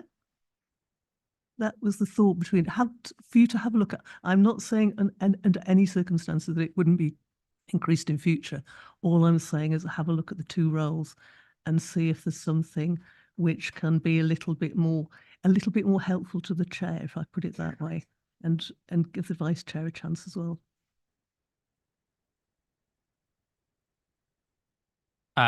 Thank you. Just to add to what Margaret said, the chair and the vice chair issue was a particularly acute example of something we noticed across the SRAs, which is that there's very high variability in the sort of what people bring to them depending on the person involved. And that's why in paragraph 6.6, we make this recommendation that the council should try and set out for holders of SRAs the sort of performance expectations and what's desired of those roles, both to assist the sort of IRP work, but also as a sort of matter of public transparency and performance. Thank you very much. I don't see any other questions at the moment. In that case, the recommendation is that the council considers the report and recommendations of the IRP as attached as Appendix A of the submitted report. 2.2 agrees the members' allowance scheme for 24-25 as set out in Appendix B of the submitted report. And 2.3 express appreciation to the IRP for their work over the last year on this report. May I have a proposer, please? Councillor Dennis. Yes. Thank you, Chair. I'm very happy to propose these recommendations, and thank you very much to members of the IRP for the fantastic amount of hard work that you put into this, both the current IRP and the previous members of our panel as well. I think those that have served here for a long time will correct me if I'm wrong, but I believe this is the first time that we've had members of the panel present to help explain the report. And I think that having you here this evening to answer our questions as well really does add value, and hopefully, colleagues, gives you a bit of insight into the really detailed and complex work that goes into this. So I think group members should all be aware, because as leaders, we send out sort of questions that have come to us from the IRP. Mel also pulls together quite a useful survey that gets pushed to all councillors, and we get reasonable feedback and input from our groups. We then take that feedback as group leaders to the IRP and have that in-depth conversation where the IRP really does grill us as group leaders about what goes on, what the different roles are, how things impact. And then they take all of that information away. They get into the economics and the nitty-gritty and the different mechanisms and indexations to pull this together and come up with this report. It's not the back of a fag packet thing, and it's not political. So I think that it is really key, colleagues, that we do start to depoliticize this process that we have around this report every single time it comes to full council. Colleagues may or may not feel that they need to claim the basic allowance or special responsibility allowances as councillors. That is down to your individual circumstances. However, I look around this chamber and I am proud that all groups have been able to get people from all backgrounds to stand and to be elected as members to this council. And I think for a lot of us, especially those in work who have to sacrifice our time in our day jobs, who might reduce our hours to work part-time, who might pass up the opportunity of promotion or not be able to work in careers temporarily in order to serve. The allowance actually gives us that ability to serve our communities without taking such a harsh financial penalty. Colleagues will also know there is no longer a local government pension scheme. So if you are doing this role, if you are reducing your earned income from employment, you are also reducing your pension income. For women in particular, given time that we must take out as carers, whether for our elderly parents or for our children, this does have an impact on us later in life. So again, the allowance keeping pace with inflation, with the cost of living, really is absolutely critical and key. And what I'm quite pleased with as well is we're mindful of the situation our staff also face when it comes around to their pay, and we're seeking to ensure that councillors are treated no better, no worse than the people in this authority who support the work that we do as well. the special responsibility allowances, I think, rightly are based on the roles, not the individuals. We all bring a lot of ourselves to this role, but ultimately we can't design a remuneration scheme around the individuals because we all know the fickleness of the electorate and how swiftly things might change in politics. I'm very pleased that the childcare allowance is increasing because I know that that is a significant barrier to a number of people. And I hope that people do claim expenses where they know that they are going to help facilitate the valuable work that councillors do. And I think the final point, this council has declared a council emergency, a climate emergency even. It's taken us far too long to come up with remuneration for those that choose to travel via green means and utilise public transport to carry out business across this district. It's not right that you can claim for your car mileage, but you can't claim for your rail tickets. So thank you very much as well for bearing that in mind in the recommendations. So colleagues, for those reasons, I wholeheartedly support these recommendations and put them to you. May I have a seconder, please? Councillor Brown. Yeah, I'm very happy to second this motion. And just to add some comments, I mean, Elizabeth has very comprehensively explained the process and thanked the panel. I thoroughly enjoyed my interview with the panel, and it's so good to have them here tonight as well to explain their work. I think their work was very wide-ranging. I think they went into a lot of detail. They asked us questions like, how did we come up with a basic allowance? And there are many different ways that you might calculate that. And looking at evidence, and I love evidence-based work. And I think they did that in a very scientific, in a very objective way, looking at roles, looking at responsibilities. And so it was wide-ranging. They didn't just consult with group leaders, but with many other people. And I think next year we'll see maybe a bigger transformation, but quite wisely and prudently, because we have all up elections in May, they've chosen to keep the SRAs largely the same for now, but maybe next year we'll experience a slightly more transformational change. In 21 and 22, we chose as a council to freeze our allowances. And as a result, we've fallen behind, and that's been acknowledged in this report. We've fallen behind on our basic allowance compared with other councils in the area and compared with local wages. I think it's absolutely right that councillor allowances are benchmarked in a similar way to the council staff. I think that's the right level. We need to keep pace with inflation, otherwise it's a cut in real terms. Councillors, we are people too. We experience cost of living pressures just like our residents. And I don't think we should be ashamed that we should be taking the same sort of rise as our council staff. It's not excessive. It's reasonable. And so I think the final thing, and I think Elizabeth's already alluded to this, is that we want to encourage wider participation. We don't want being a councillor to be preserve the people who can afford the time and have the money to support that. We need to be widening our participation and making it as easy as possible for a wide range of people across our district to become councillors. And it's really good to see that our council is much more diverse than when I first came here. So I welcome this report and I urge you all to support it. We have an independent panel for a reason. They've worked really hard. They've come up with some very, very good recommendations, and I think we should support them. Thank you. Thank you very much. I can see you've requested to speak, but we're now going to be entering the debate. So unless there are direct questions, I'm afraid you won't be able to at the moment. Councillor Levitt. Thank you, Chair. And thank you to the independent panel for actually coming along tonight and presenting. I think that's absolutely wonderful of you to do that. And thank you for the work you've done on this scheme. I take into account as well what the previous speakers have said about the need to increase to allow for inflation, etc., etc.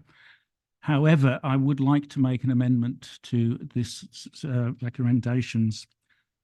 Yes, I understand the need for the inflation, the cost to cover inflation, everything else like that. But I didn't come into this for the money. I never came into this job for the money. It's not a wage. It's an allowance to help me towards those duties. It's not a payment. It's a wage or a wage. It's an allowance. I came into this to make a difference. And I think every other councillor in this chamber came into this for the same reasons.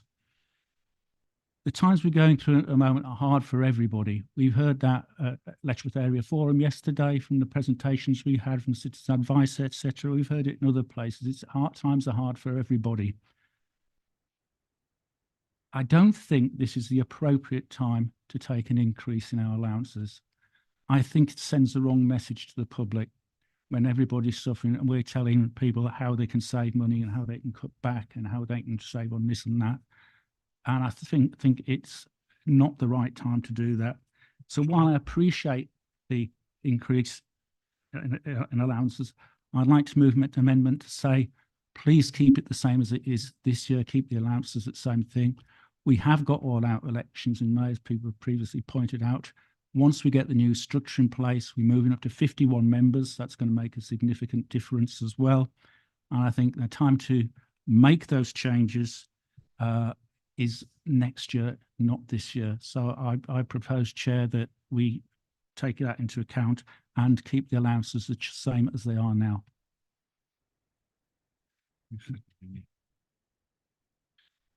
Can I ask for a seconder for the amendment? I'm looking at the names that have come up and I'm going to assume Councillor Thake. You can indeed ask for a seconder, but I have to be honest with you to say that I was intending to second something slightly different to that which our group leader has put forward. Now, clearly, in that case, no, please. That leaves me in a position where I find myself unable to second that, and I'm hoping that he will, when he's heard what I've got to say, amend his amendment to meet that which I'm prepared to second. We have with us members of the Independent Remuneration Panel. And like yourself, it's the first time, or at least in the 33 or 34 years I've been here, I can't remember seeing members of that panel. And I have to say, it's an exceptionally good piece of work that you have done. And under any circumstances, I'm absolutely against picking and choosing. You do a job, you take your view, and we either accept your report or we don't.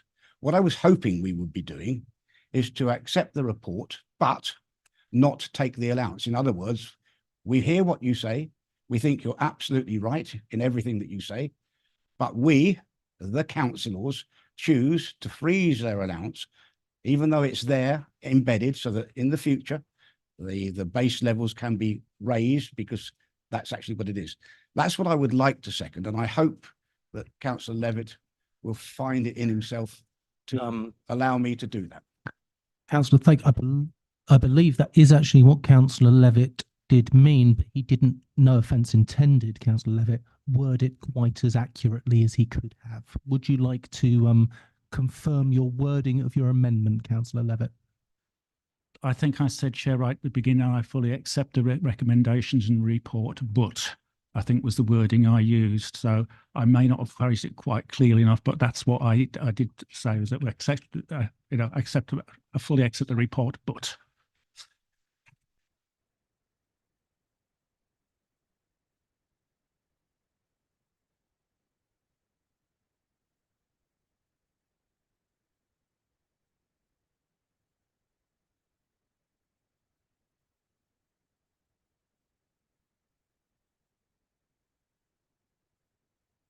Right. Councillor Thake, are you happy to second the motion, the amendment by Councillor Levitt now that he has some? Thank you. Right. We have an amendment. We will now debate the amendment. So if you have put your hands up previously, can you just make sure that you want to speak on the amendment? Thank you very much. Councillor Muncer. Thank you, Chair. Before I begin my contribution, may I take the opportunity to thank the members of the independent panel for attending tonight and, of course, the contribution that they've made. It's a considerable amount of work and we're very grateful for it. But I can't help but think back to when we considered this matter last year, and what was going through my mind then was that it could not be a worse time to increase council allowances. And the reason for that was because it had been recently announced that residual waste collections would be cut from once every 2 weeks to once every 3 weeks. I wish to revise that assessment because 2024 could not be a worse time to increase council allowances, because less than a month ago we discovered that this administration will be cutting residents' recycling collections. They'll be cutting the bulky waste collection service. They will be having wide sweeping cuts to waste and recyclist service provision. And yet we are told that that was because of funding pressures, but we are able to find, seemingly down the back of the sofa, an extra nearly £34,000 to increase council allowances. Now, I'm not against councillors getting a stipend. I'm not against a reasonable increase, which I think in any other circumstance this would be. But context is key. And I fear, with no disrespect to the independent panel, that context has not been considered. Those factors have not been considered. Because whilst this is an independent report, let us be in no doubt, this is a political choice. The choice before us this evening is to agree and support Councillor Levitt's amendment, to note the report and to freeze council allowances like this council has done on previous occasion, or to vote to increase council allowances by the recommendation. Now, I know what I feel most comfortable doing, and that is by supporting this amendment and recommending that council allowances be frozen, because our residents are struggling, because this council is going to be cutting essential statutory services upon which every single resident, no matter where you live in the district, relies upon. So now is not the time to increase council allowances. Now is the time to show restraint and to show and demonstrate to our residents that we will put their needs before our own. Thank you, Councillor Manser. Councillor Mason. I'm disappointed. I've sat in this chamber for 2.5 years now, I think, and I will be honest, one of the councillors in this room I respect most is Councillor Levitt. I'm very disappointed by the comment that was made about suggesting some people are doing this for the money and some for service. I'm sure that's not what Councillor Levitt meant, but it's certainly how it came across to me. I would stress, as far as I'm concerned, every single councillor in this room is here to serve the people of North Herts. If anyone is doing it for the money, well, I suggest we don't let them near the finance committee, because they clearly can't add up. Councillor Brown, I think, summed it up extremely well. You know, there's a reason why we appoint an independent panel to do this. And I feel very strongly, and people know which industry I work in, I feel very strong about other industries where you appoint an independent panel to set pay. You should abide by what they come by. There is a reason you set an independent panel. It is to take the politics out of it. And I would suggest it is not a political decision to accept the recommendation of an independent panel. It is a political decision if you try and reject it or exceed it or change it. That's a political decision. The whole point of having an independent panel is to take the politics out of it. And I would make the point, if the panel came back and recommended a 0% increase for the council's allowance, I 100% guarantee you we would all vote for it. Because that's what they've recommended. And I do think you have to go with an independent panel for what they say, and it's not about political expediency. It's just about accepting what they recommend. That's what they're there for. That's what we've asked them to do. And I think it is as simple as that. Thank you. Councillor Jarvis. Thank you, Chairman. It does seem to me to be rather odd to propose that we should thank the independent panel, congratulate them on doing a splendid job, and then say that we're going to ignore them, turning their work into a complete waste of time. And I think that Councillor Mason is right in that the reason that there is an independent panel is to try and avoid a situation where this matter simply becomes a political football. We've got a panel who have looked objectively and have reached a conclusion.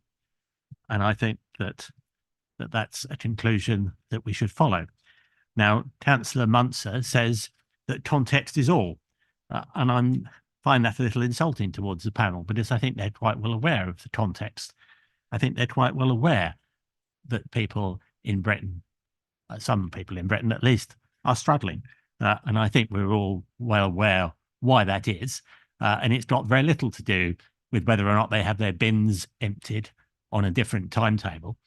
It's got much more to do with a government that's more obsessed with sending a few hundred people to Rwanda than it is dealing with their problems.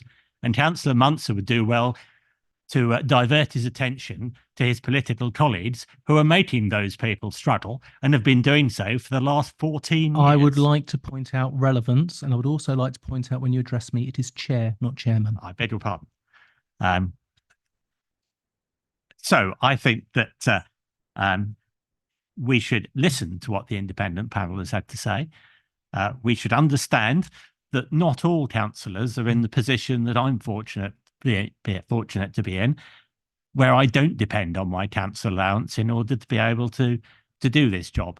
I think we want a more diverse council. I think we need to recognise that a diverse council will include people who don't have income that enables them to serve the community, with the loss of income that can result without having a serious impact on their lives. And that's what I think we need to take into account. We should listen to what these people have told us. We've asked them to do a job. They've done it. We should thank them and we should pay attention to what they say. Thank you. Councillor Levitt, my apologies, and I didn't get you the chance to respond immediately. Thank you, Chair. Just a point of personal clarification. I didn't mean to imply or didn't say say that people were in this for the money. I said I never came into this for the money. I came in it to make a difference. I'm sure every other member of this council did. I didn't imply that it was anybody who came to this first. I made it fairly clear that I came into this and everybody else probably came into this to make a difference, Chair.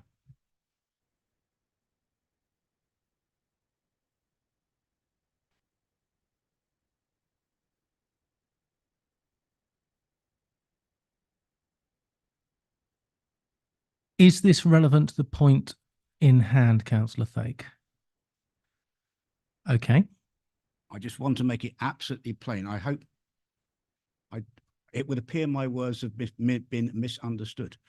I absolutely did not say, or did I imply, or nor did I intend to imply that we should be turning down the report that has been prepared by the IRP. I'm saying we should accept that report, but we should freeze the allowance so that those allowances are in effect raised for the next generation, so that you haven't got to make up that gap again. I'm suggesting that this generation, this administration, its iteration, should accept that report, but not take the allowances for ourselves. I don't believe we can legally do that. No, we can't. We cannot legally do that. We cannot accept a recommendation and then literally counterpoint it at the same time saying we do not accept this recommendation. Can I get that worded more legally, please?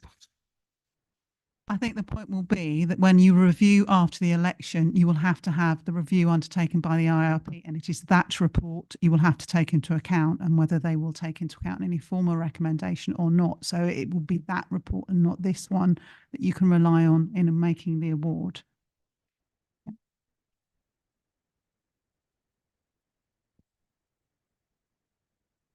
A point of order. Councillor Plater. Thank you, Chair. And I apologise to all members for the time it's taken for me to make this point of order, but I wanted to make sure that I had the right part of the Constitution in front of me when I did. As I understand the amendment, this amendment is to accept the note the report from the IRP, but to sorry, my words are just gone. Is to not accept the rise in council allowances. In point G of 4.8.14 in the Constitution, it says that the amendment to a motion must be relevant to the motion as long as the effect of 4.8.14 G1B to 4.8.14 G1D is not to negate the motion. And I'd like to get some advice from legal, because in my mind, switching a motion from we will accept and raise council allowances to we will accept and not raise council allowances would negate the initial intent of the motion. And if people were against it, then they could, I understand the want to recognise the work done by the independent remuneration panel, but if people want to vote against council allowances, then they could vote against the motion as put down. Thank you. Councillor Plater, we are just reviewing that to double check the accuracy, which I want to be sure on.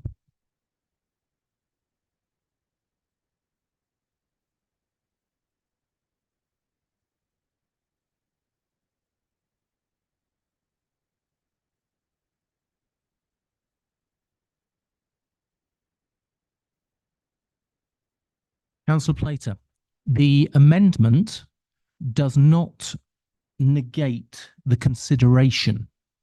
So if we're going for its exact wording, because it's a consideration, not an enforcement, it doesn't negate it, so the amendment stands. Thank you. Councillor Willoughby. Thank you, Chair. I'd first like to say, if anyone was getting in this for the money, I can tell you it's a mug's game. The amount of time that I'm so many of us spend on this, I think we're well below the minimum wage. But I'd also like to point out, and I think some others have been on the verge of pointing this out, in part 7 of the scheme, renunciation. A councillor may, by notice in writing given to the Democratic Services Manager, elect to forego any part of his/her entitlement to an allowance under this scheme. Councillors do not need to take all or part of their due allowance if they do not want to. They could let it stay with the council. They could take it and donate it to local organisations or charities if they want. But the point is, we are residents. We are affected by the cost of living crisis. And some of us rely on the allowance to be able to do this. I know I do. I rely on this. I would not be able to be a councillor if I did not have this allowance. And I'm sure there are many in here who are providing a high level of service to their residents as councillors who rely at least partly on this allowance. But if you do not, and you do not want to take it, that is entirely up to you. You do not have to take this. You could say, I don't want to take this rise of 300 quid. I think it's for about 300 quid for the base allowance. You could say, I won't take that. You don't have to accept the rise. But why would we hold the next 51 councillors who will be coming into here? I'm sure some of those will be us, but they are not us right now, and they might not be us. So why would you hold anyone that might come into this chamber to keeping the same as is now?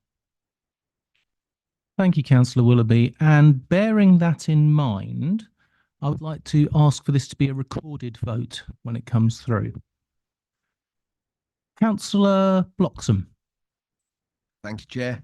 I want to take two issues with two councillors, what they've just been talking about. Firstly, Councillor Jarvis was saying that we don't get a report like this and not accept this when it's been recommended to us. But that is exactly what it is. There's a recommendation. We can take it or we can leave it. And there has been a lot of work, as everybody said. And it is fantastic to see members of the panel here to be able to explain it. But it's a recommendation that we can turn down and say, thank you very much, but we don't accept.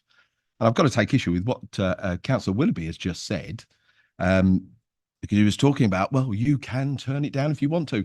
It's the context. It's exactly what Councillor Munson was on about. It's the context. What message would it send to members of the public, our residents, if we all vote ourselves an increase like this?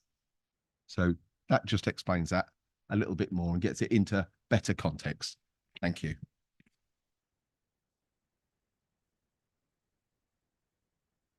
Councillor Bryant. Thank you. I've been waiting a while, so this may be out of context by now. I'm going to repeat what Councillor Willoughby said, because I was going to use his phrase, but then he used it himself. We don't know who we're actually going to be giving these allowances to in May. It may be us, it may not be us. We do not know what their context is. But in the time I've been waiting, I've been looking at the allowances for last year, which are made of two parts, the special responsibility allowances and the travelling subsistence and carers allowance. And I was amazed to find just how few of us actually have taken travelling subsistence and carers allowance in the less than the fingers of one hand.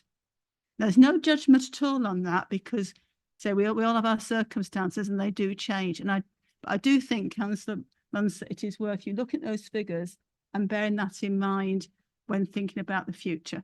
Thank you. Thank you. Councillor Wright Mason. Yeah, I'm quite glad that context has been brought up, because some important context for me is that I'm aware that some members are fortunate enough to be members of the county council as well, and that county councillors will probably also have a vote to increase their allowances. So I suppose in the name of context and transparency, I would urge colleagues who also sit on the county council who wish to freeze allowances here to declare that they will also vote I to would freeze. pull relevance on that, Councillor Wright Mason. I don't believe that is relevant, and I don't believe that's fair either. Understood, Chair. Thank you. Councillor Brown. Thank you, Chair. Just very briefly, somebody said it's not the right time. There's never a right time, is there? And in the time that I've been a councillor, which is only 5 years, we have only raised the allowance 2 to 3 times out of 5. They've been frozen twice. Just before I became a councillor, I think it hit the headlines when the then Conservative administration decided to raise the allowances by 11%. And I think there was a technical problem, they couldn't do it. But the point was, it had fallen so far behind, they then want to hike it by 11%. That is not the way to go. This is a much better way to do it. We should be taking the recommendations of the panel to do it year on year at, an inflation. And actually, I would support an index linked thing, which maybe we'll consider next year. But there is never a right time, but we are still residents. We're still people. We still experience the cost of living pressures just like our residents. I don't have any problem justifying that we accept this recommendation. It is independent and it is fair. So yeah, that's it. Thank you. Councillor Albert.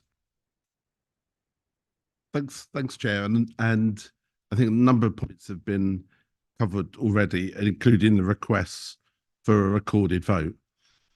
I think it is relevant here to say that what is a shame is that this issue becomes politicised in this particular chamber. Because I did sit 11 months ago somewhere down in Hertford in the county council and actually listened to a similar report and where allowances were increased of a much larger amount. And no one in that room, including some people here, demurred in increasing the Hertfordshire County Council allowances. And indeed, obviously, I suspect some people then actually had voted in a different way. Albert, Yes. I am going to interrupt you. I'm not interested in Hertfordshire County Council's structure of payments. Nothing to do with what we're discussing here, and I do not want it discussing any further. All I would say, Chair, is this, is that I think it's important for people to be consistent when they are actually voting, and being consistent and doing one thing in one place and a different thing in another place cannot be right. And that is why I will be voting for this allowance increase. And when in a month's time that a similar request is made at council, No, I'm very sorry, Councillor Albert. This is not suitable, and please keep things and respect what I'm asking you. Councillor Lucas. Thank you, Chair. Go for it. I think it's not in order for you as the chair in this instance actually to say what actually is relevant. This is a political debate. It's a politicized debate. I think it is perfectly reasonable for me to say that someone might vote one thing in one place and a different thing in another place, and ask the question, why might that be?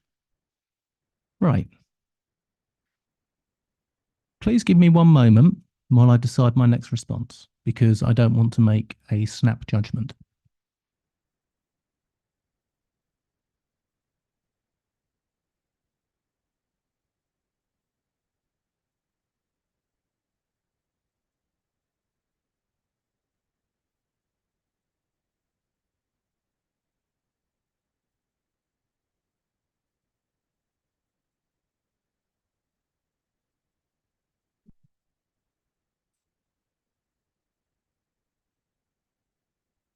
I acknowledge what you have said, Councillor Albert. Councillor Plater. Thank you, Chair.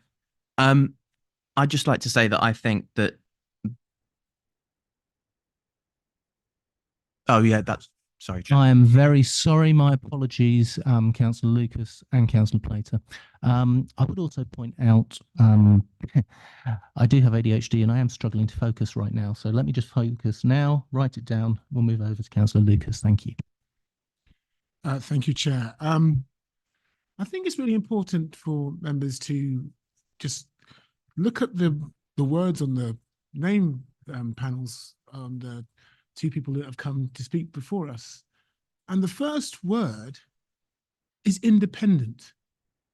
That this body has come up with this proposal who are independent of any particular authority, any particular party, and any particular vested interests. And they have come up with a group of a list of recommendations, which is completely out of the purview of anyone in this room. So as a result of that, I also think it's important to consider that there are other independent bodies that have a similar function, particularly when it comes to the public sector. And when the public sector pay review boards make a recommendation, then equally, why should it be okay for them to accept it and not for us? Now, if there are members that who again, following on from Councillor Willoughby's contribution, if there are members that do not wish to take the increases, then that's entirely up to them. The same goes. I've got family members and members within my community that don't accept the winter fuel allowance because I don't think they need it. This is a similar sort of personal view and a personal perspective of what they wish to accept and which they don't. If there are members that do not wish to accept their allowance, then don't accept it. Don't hold the rest of us to ransom because you don't feel that it's necessary. Thank you. Thank you to Councillor Lucas. Councillor Plater. Thank you, Chair. I'd just like to say that I believe that these allowances are incredibly important for members to carry out their work and travel. And as inflation continues to push prices higher and push travel higher, I think it's really important that these allowances track with that, because we have councillors here, as has been said before, from all walks of life, and councillors for whom without these allowances going up potentially could not do this job. But this report also isn't just about allowances going up, it's also about childcare and dependent carers allowance. And I'm pleased to see that that the allowance has been recommended to continue to increase in line with the London weighted real living wage. As a new father, it's something that I know that whilst I won't be claiming next year, I'd like to think that others who have children who need this would be able to make use of that. And I thank the panel for thinking about that as part of their recommendation in the report. I guess to sum up, I'd like to echo the comments made by Councillor Willoughby and Councillor Lucas. This is a independent remuneration panel who have done a lot of work to give us a really balanced recommendation. And I think we should be accepting it with thanks. And as to what message it sends, well, I hope and I believe that the message that it sends is that no matter who you are or what your financial situation is, that the members of this council want you to be able to represent your residents should you choose to. And I think that's incredibly important for all members to consider as we vote on this amendment and the substantive motion. Thank you, Chair. Thank you. Councillor Marsh. Thank you, Chair. I want to start by saying I've really struggled with this. And I've struggled because I have a huge amount of guilt, because I don't feel like in a time of a cost of living crisis, when we see councils up and down the country falling down financially, I don't feel I should be taking this money. However, when I sat down and continued to think about this, it became more and more obvious that people are being held back from getting into politics. People that I speak to on the doorstep, week in and week out, say they'd love to change something, but they just don't have the time. And actually, if we continue to set a precedent where we don't accept pay rises, the recommendations, then we're just going to continue to prevent them. What I want to see in this chamber is a group of people that are truly representative of the local community. I want to see more women in this chamber. I want to see more LGBTQ plus people in this chamber. I want to see more individuals from BAME backgrounds. I want to see a chamber that's truly representative. The second part of my reflection is every single member across this chamber will do a huge amount of casework. There was a Conservative councillor that stepped down this year, and part of his closing speech, thanking individuals, said his favourite part of the role was to know that you'd help someone on a ground level. Above and beyond the amount of hours that I know we do, I'm friends with several members from across this chamber. And I know every single time I talk to them, we talk about the things we've been doing. We talk about what we're proud of. We talk about what we're doing to help local residents. And actually, if you put a value on that amount, I would dread to think how much we actually get paid per hour. As Councillor Willoughby said, nowhere near national minimum wage. And that's fine, because we're not here for financial sake, but we're here to serve. And actually, at this current state in time, it is incredibly challenging to serve without seeing an increase. And I believe fundamentally it will prevent other individuals from joining this chamber. Two more quick points. One of the first people that said congratulations to me when I became a councillor this year was Councillor Hoskins. And he said that he was thrilled to see more young people coming into politics. And I was shocked as to why. And I didn't realise the amount of time it was going to take me doing this role. And actually, it really does show.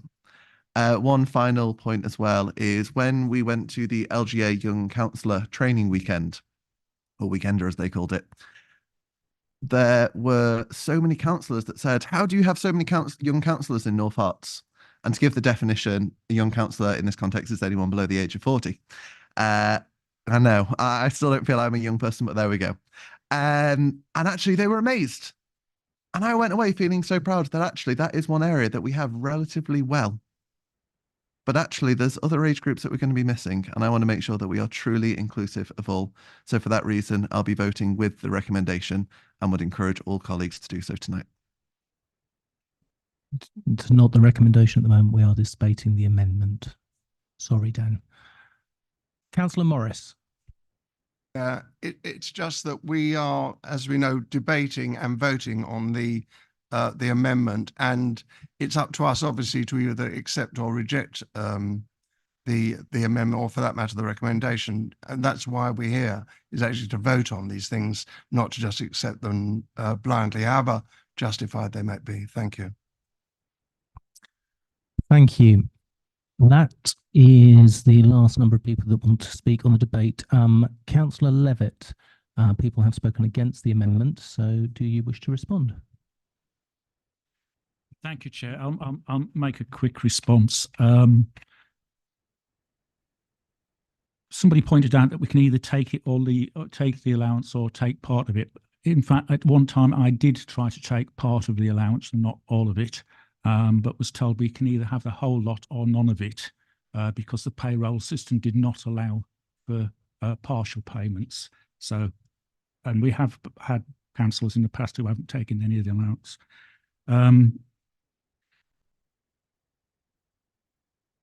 This is a difficult one, really a difficult one. I put the amendment in because I think it's mainly the message we send at this particular time and place. And that's why I put this amendment in. It's not that we don't take the allowance, it is we keep it at this year's. We freeze it as it is. Everything else in the report is great. Everything is acceptable. I can understand the reasons for doing everything like that. As Councillor Thake pointed out, it's not that we don't disagree with the report. It's just that we think it's the wrong time and it sends the wrong message to take this increase. And it just to point out what the other council says, it was on points 8.3 and 8.4, which is the basic allowance and the special responsibility allowance. I said right at the beginning, not everything. So the other ones would change in line with inflation, like the travel, etc., etc. It was just on those 2 points I said right at the beginning, 8.3 and 8.4 in the report. Sorry, that's not what I thought we had as the amendment. That's not what was originally said on 8.3 or 8.4. What was said as the amendment was that you would not accept it. You didn't separate it down to 8.3 or 8.4, Councillor Levitt. Okay, sorry if I didn't. So the amendment at the moment is that we do not accept. So can I just check the exact wording of the amendment?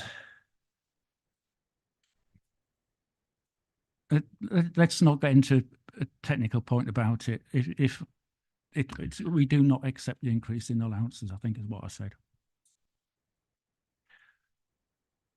Right. We're going to go to the vote on the amendment.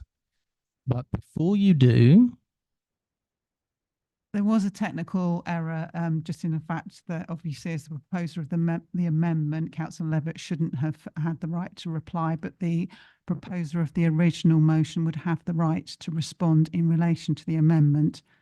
Therefore, does the original proposer wish to respond? Thank you very much, Chair. I will do so very briefly. Save us to say, colleagues, I attempted to frame this as a conversation wherein we would depoliticise this item because, let's face it, it is never a good look for the longest debate of a council meeting to be about ourselves, is it? Unfortunately, we failed to avoid that, and I can only apologise to residents, and I do hope that we spend as much time and diligence on the remaining very important items on this agenda. Thank you very much, Chair. we're going to the vote. It is to vote yes for the amendment or no to not accept the amendment.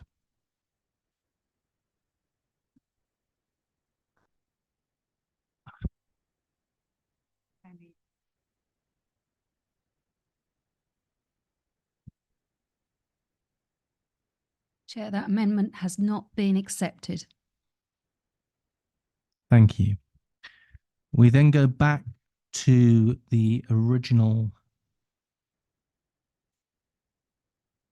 recommendation that 2.1, the council considers the report and recommendations of the IRP as attached as Appendix A of this submitted report. 2.2 agrees the members' allowance scheme for 24-25 as set out in Appendix B of the submitted report. 2.3 express appreciation, definitely, to the IRP for their work over the last year on this report. We have a proposer in Councillor Dennis. We have a seconder in Councillor Brown. Do we have any further debate? Councillor Albert. Only just, Chair, just to formally request a recorded vote. Which I already had done, so it will definitely be a recorded vote. That was the amendment. My apologies. Yes, we can definitely have a recorded vote of the main item.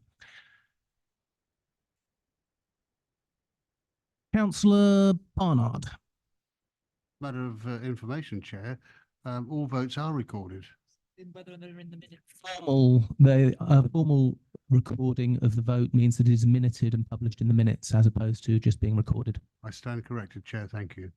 No problems at all. Councillor Levitt. Point of order, Chair. Could I request we vote on each of the separate points 2.1, 2.2 and 2.3 separately, please?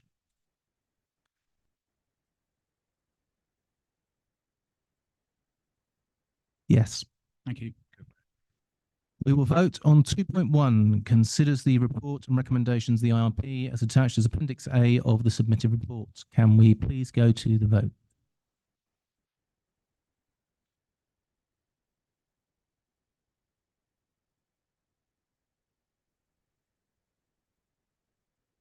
Chair, that motion is carried. We move on to 2.2, agree the members' allowance scheme for 24-25 as set out in Appendix B of the submitted report.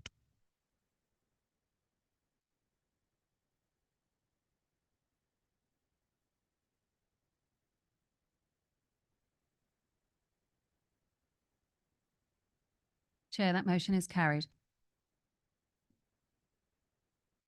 We move on to 2.3, express appreciation to the IRP for their work over the last year on this report.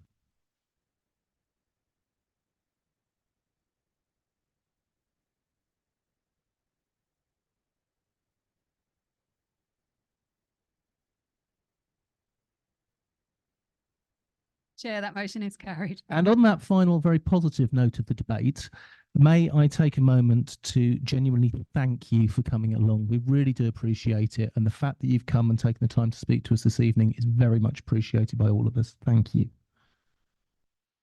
You are free to leave.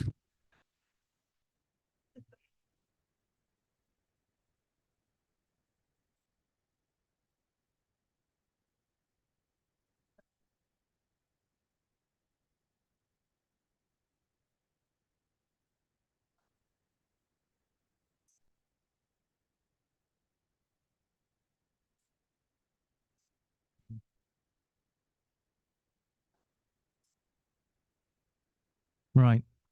We are going to take item 10, the council tax reduction scheme. Then we're going to have a short break while people will be leaving. Item 10, the council tax reduction scheme 24-25. Councillor Dennis to present. Gosh, thank you very much. After all the excitement of the last item, Chair, I haven't quite got to the place on my reports for this item. However, I do think, colleagues, that the report speaks for itself, and in keeping with this council's priority to ensure that we put people first, I think it is appropriate that we've looked at this scheme and we've recognised that there are some groups of people who we could do a little bit more to help and support and assist within the district, in particular veterans and also care leavers. Colleagues will note that we are following what the county council is doing on care leavers and capping that at the age of 21 as opposed to 25. Those that are involved with the campaigns and are familiar on this point will know that nationally care leavers are asking for an exemption up to the age of 25 for very good reasons. However, this district sadly does not have the power to do that. It's got to be done, something that is done in conjunction with the county council. Perhaps when Councillor Munster is redefining the lines of local government, he might take that into account in order to ensure that we really are doing the best for all residents moving forward. I will leave that as the only political point that I'm making on this item. Apologies, colleagues. But no, I think the reports, the reasons, the rationale for the changes to the scheme are all clearly set out. I think that the recommendations are excellent, and I would formally move these proposals, Chair.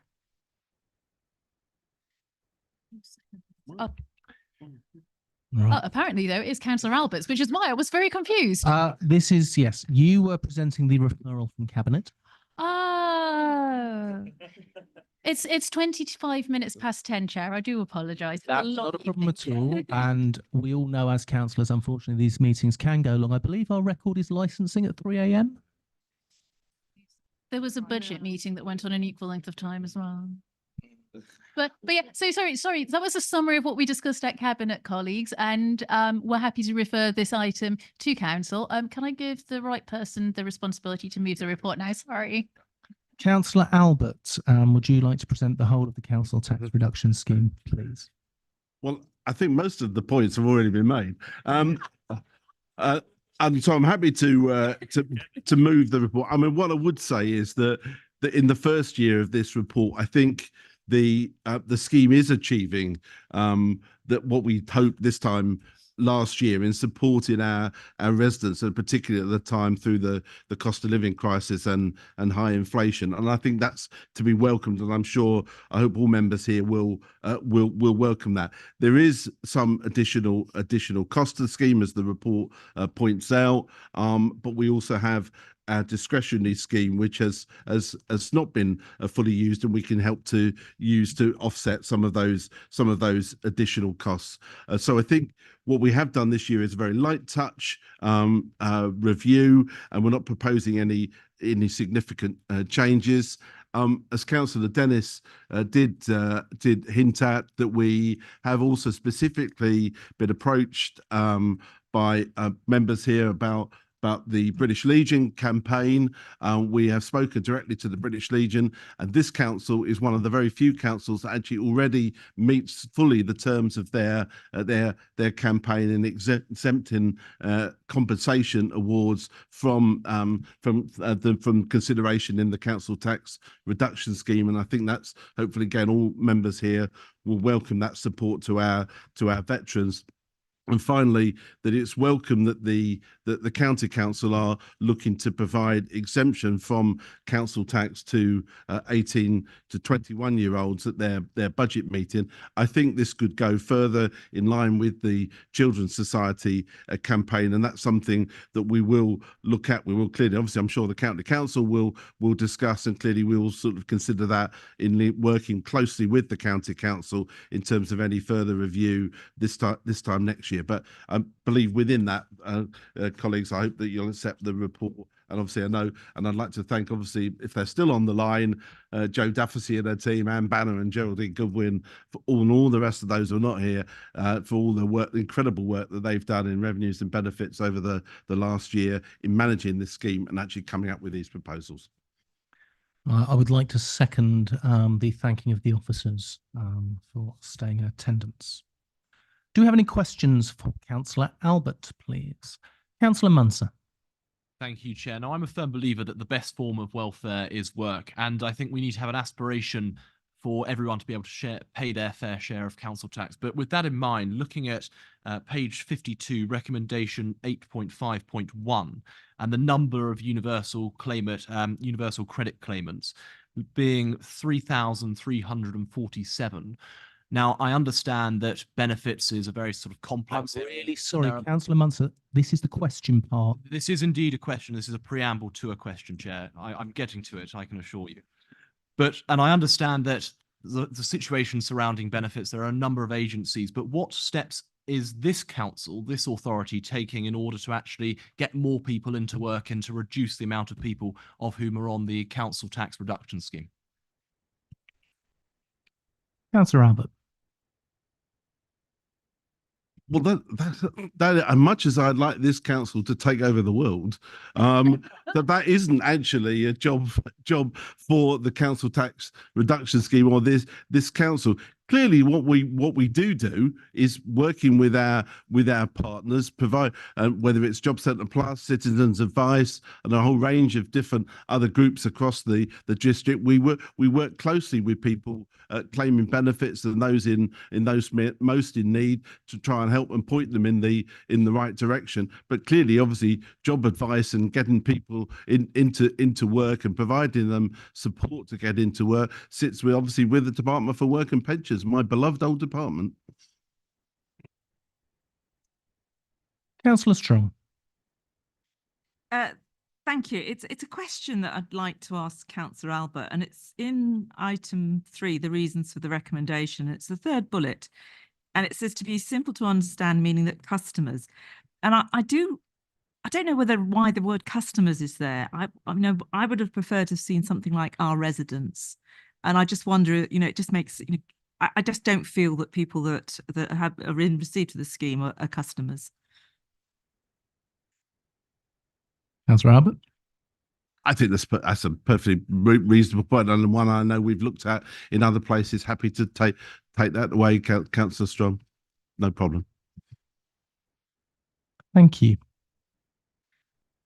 I don't see any further questions for Councillor Albert. The recommendation is that Council approves the new We have a request to speak from one of the officers online, Anne Banner. I think seeing as you've waited so long, you are more than welcome to make a comment at this point. Hello, thank you. It was purely the comment regarding universal credit and universal credit claimants. Universal credit is an in-work benefit, and a lot of the people that are claiming and have universal credit are also working. They're not all just on universal credit and no other income. So it is there to supplement their wages. Okay, thank you. This is a very valid point. And I can also say that I am on universal credit. So, recommendations are 2.1, that council approves the new branded scheme for working age applicants, which remains unchanged for 24-25. 2.2, the council note that the new scheme has had a greater financial impact between the council and its major precepting authority. The council's share will be around 12%. 2.3, that council note that the discretionary exceptional hardship scheme previously agreed to provide additional transitional support has been underspent and largely due to the positive impacts of the main scheme. The surplus of this will be used to offset the impact on the district council in relation to the main scheme. 2.4, that council note a further review is being undertaken during 24-25 to ascertain any further changes to be considered for the scheme in 25-26.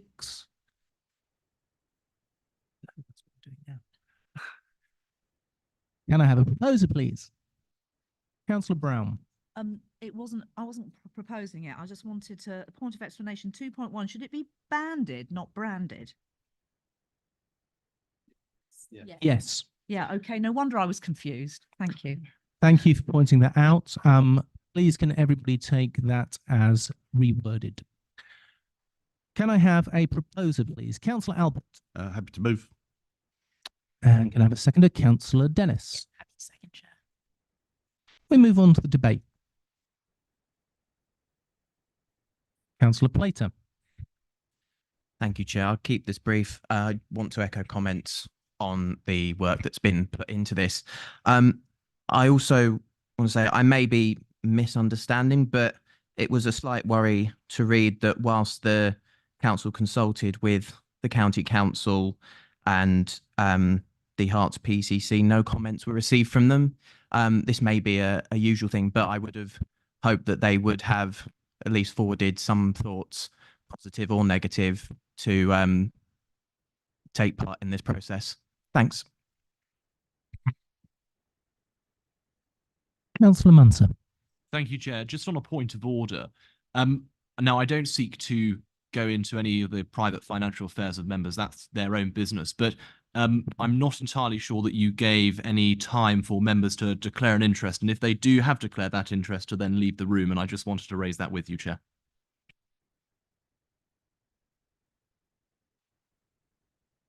So I believe the interest would be anybody that is receiving universal credit. So let me just discuss that with our legal advice team.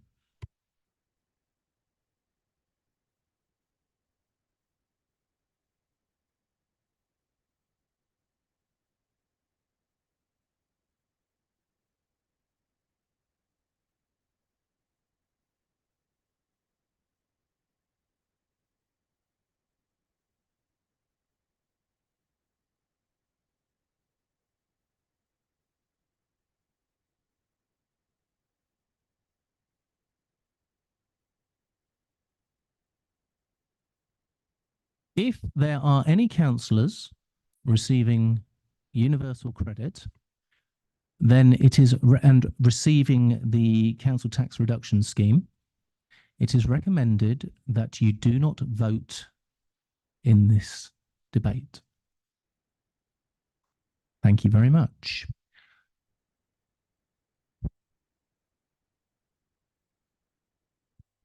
Yes. Councillor Willoughby. Sorry, Chair, just to clarify, if you're in receipt of both of those things at the same time, not individually, so universal credit recipients should be able to vote. Universal credit can still vote if they are not receiving the council tax reduction scheme. If you're receiving the council tax reduction scheme, you do not vote. Point of order, Councillor Munter. Thank you. Could I just clarify that if you are in receipt of universal credit and the council tax reduction scheme, you do not vote, or you do not vote and you do not speak within the debate? I think that's an important distinction which needs to be made.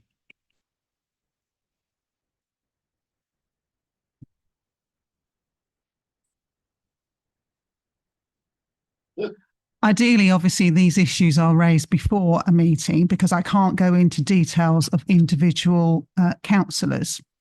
Obviously, if it's a non-registrable interest and you're affected in this situation by the decision, then you need to declare it. And if members of the public would be entitled to actually speak to the item, then you could remain and actually debate, not debate, but actually remain. That is not the case, obviously, in this situation.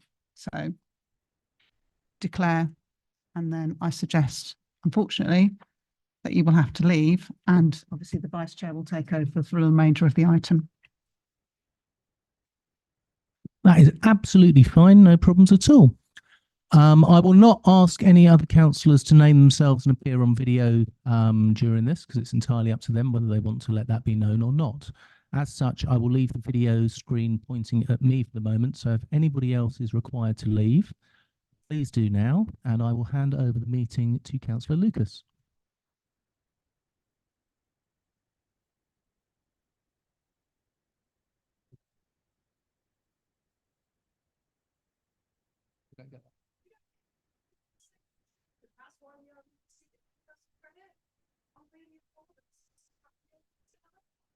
I don't think it's about that. There was obviously a discussion about the effects of this decision in relation to this specific thing, and obviously the chair did say that. So if that is not the case, then obviously the advice is withdrawn.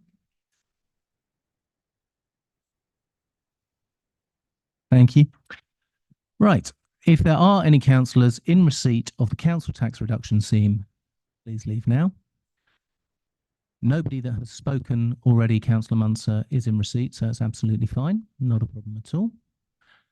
May we move on to, I've asked for a proposer and a seconder. We have the proposer, and it was seconded. Can I have proposer?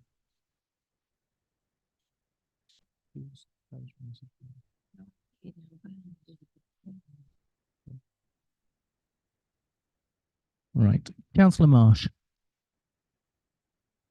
Yeah, Joe, just wanted to check quickly. At the moment, I get 25% off living by myself. Just wanted to check whether that disqualifies me or whether I can stay. Nope, that's absolutely fine, Also, Councillor wanted Marsh. to declare just in case after the tensions.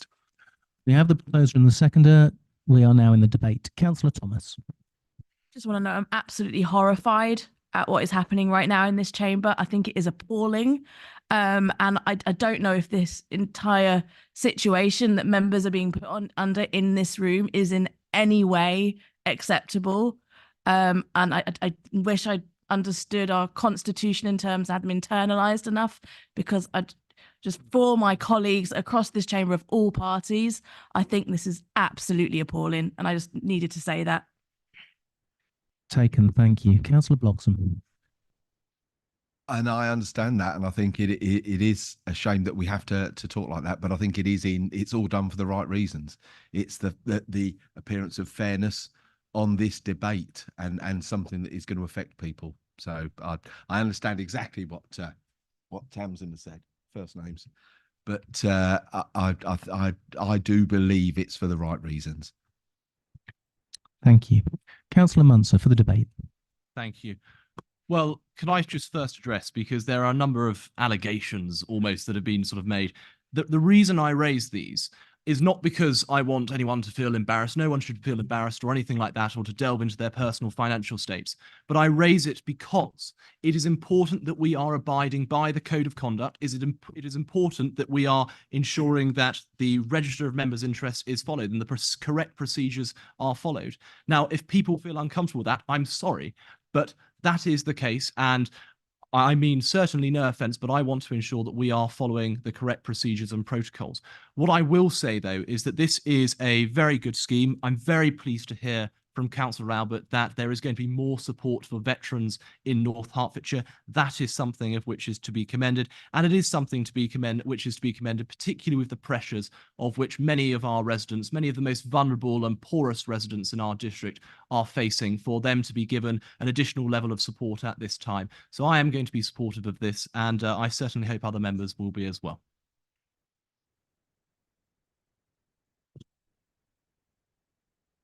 That appears to be the end of the debate.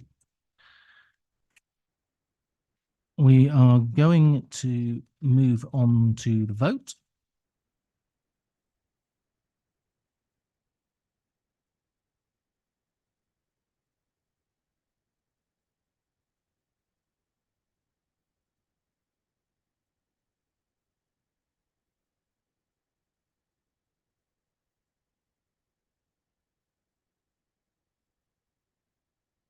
Chair, that motion is carried.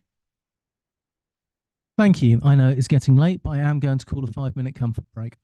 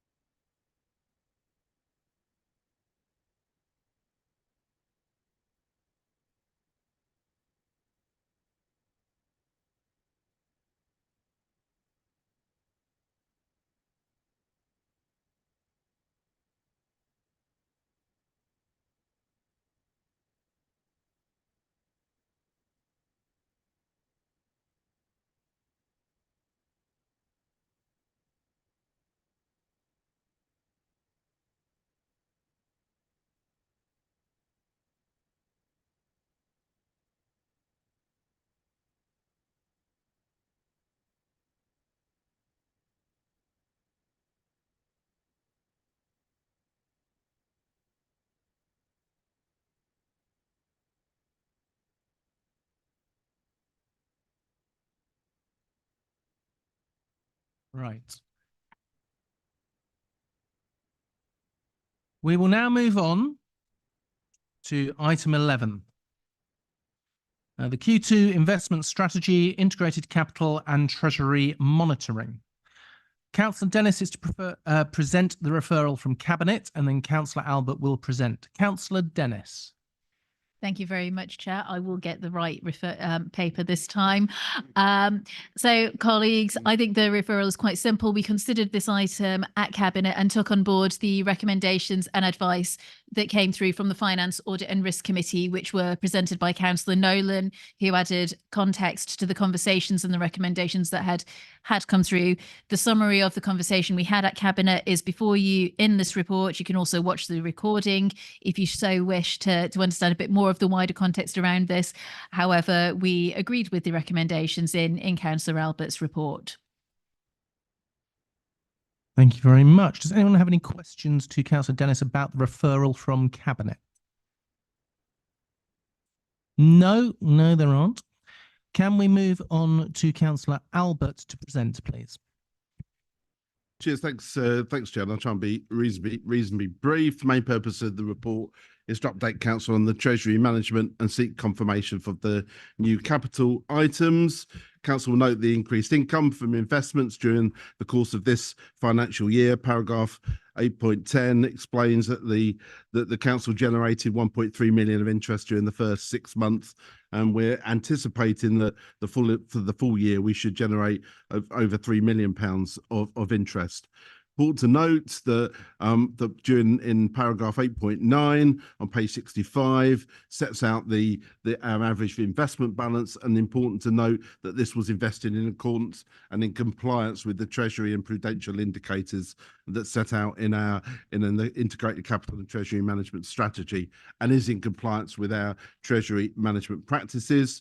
Our current split of investments is set out in the paper, and obviously happy to pick up any questions on that.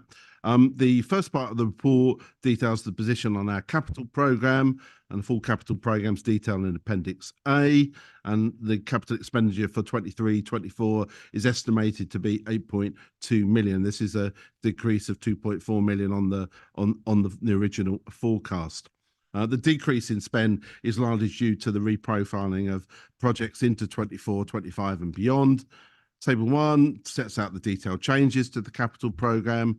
Table 2 on page 62 lists the schemes in the 23-24 capital programme that will now start or continue in 24, 25 and onwards.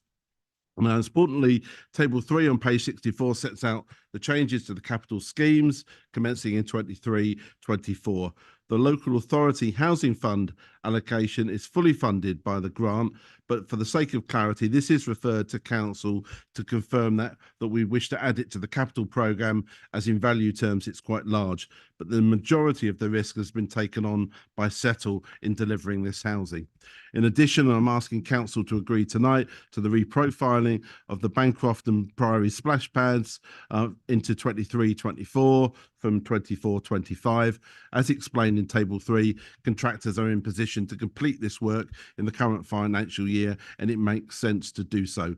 Therefore, to conclude, Chair, I'm moving the following recommendations set out in the paper, that we asking Council to note the position of the Treasury management activity as at the end of September, including the new capital items, and also in 2.2 that the Council confirms the addition of the local authority fund phase 2 to the capital programme for 23-24, and approves the reprofiling of the Bancroft and Priory splash pads from 24-25 into 23-24, both as detailed in Table 3. I will ask you to move that in a minute, but first we have questions, Councillor Albert.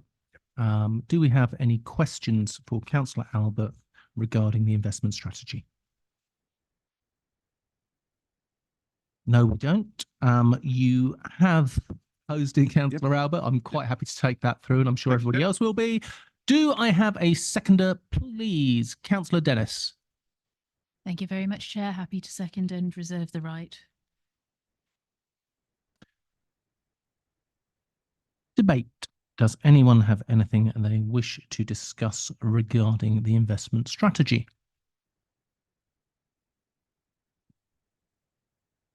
I see no debate. We shall move directly to the vote.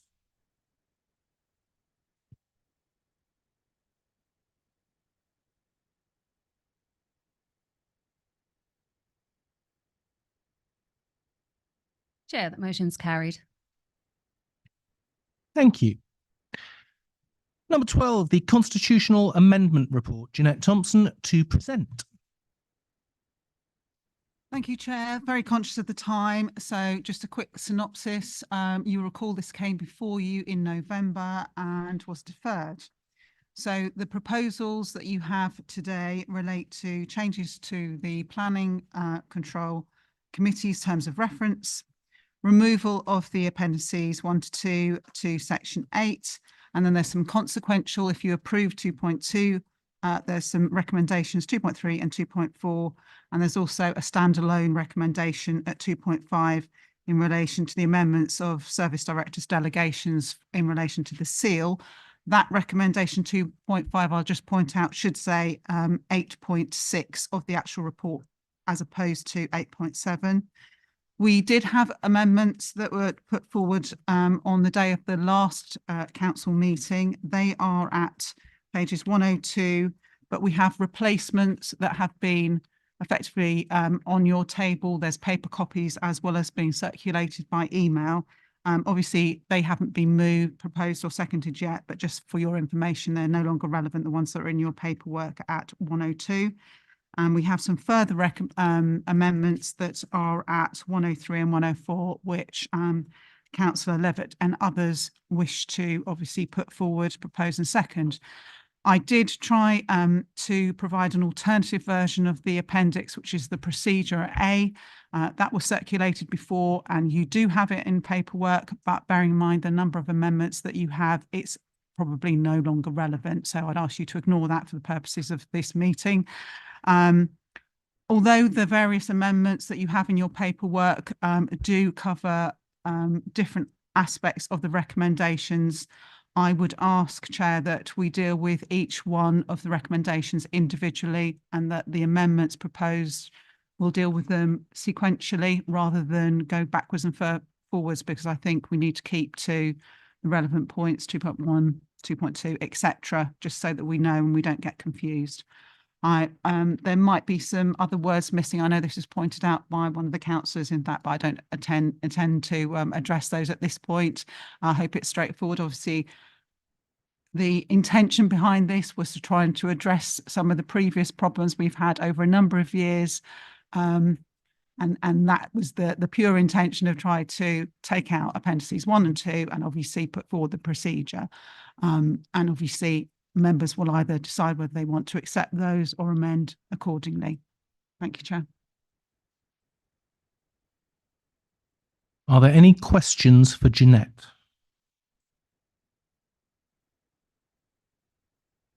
Right.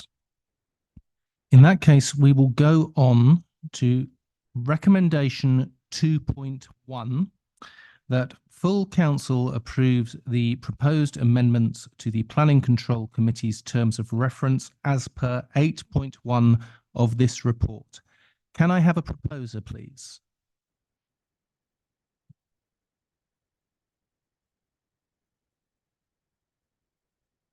With no proposer, I can't go any further forward. Councillor Dennis. Thank you, Chair. In the interests of expediency, because I believe a number of members may have things they wish to say and possibly amendments, I will propose this so that we can progress. May I have a seconder, please? Councillor Plater. Sorry, yeah, nix that, sorry. Right, may I have a seconder, please? Councillor Brown. I will second it. Thank you. Reserve my right to speak. Councillor Jarvis. Thank you. I think we could easily get very confused over these items, but I will try and keep what I'm going to say as simple as I can. I'd like to propose an amendment to recommendation 2.1 as set out on the paper before you, deleting the word ward in 2 places. And the intention of that is that to remove the requirement that items can only be called in by the ward member, and to retain the position where any member can call in an item to the Planning and Control Committee. And I hope that the amendment is set out in the order paper, on this supplementary order paper, achieves that. But that's all it's intended to achieve. We have an amendment proposed. Do we have a seconder? Councillor Tyson. Yes, I'm happy to second that. Move on to debate the amendment. Councillor Bryant. Thank you. Just give a little bit of background.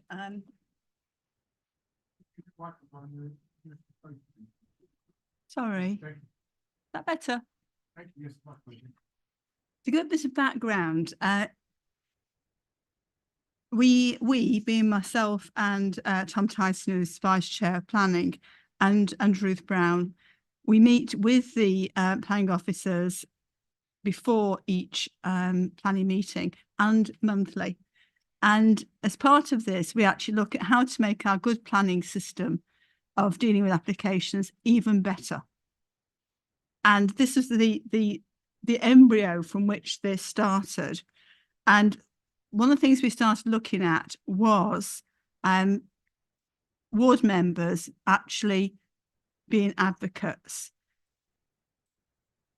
So what we wanted to do was to support ward members in their roles as advocates.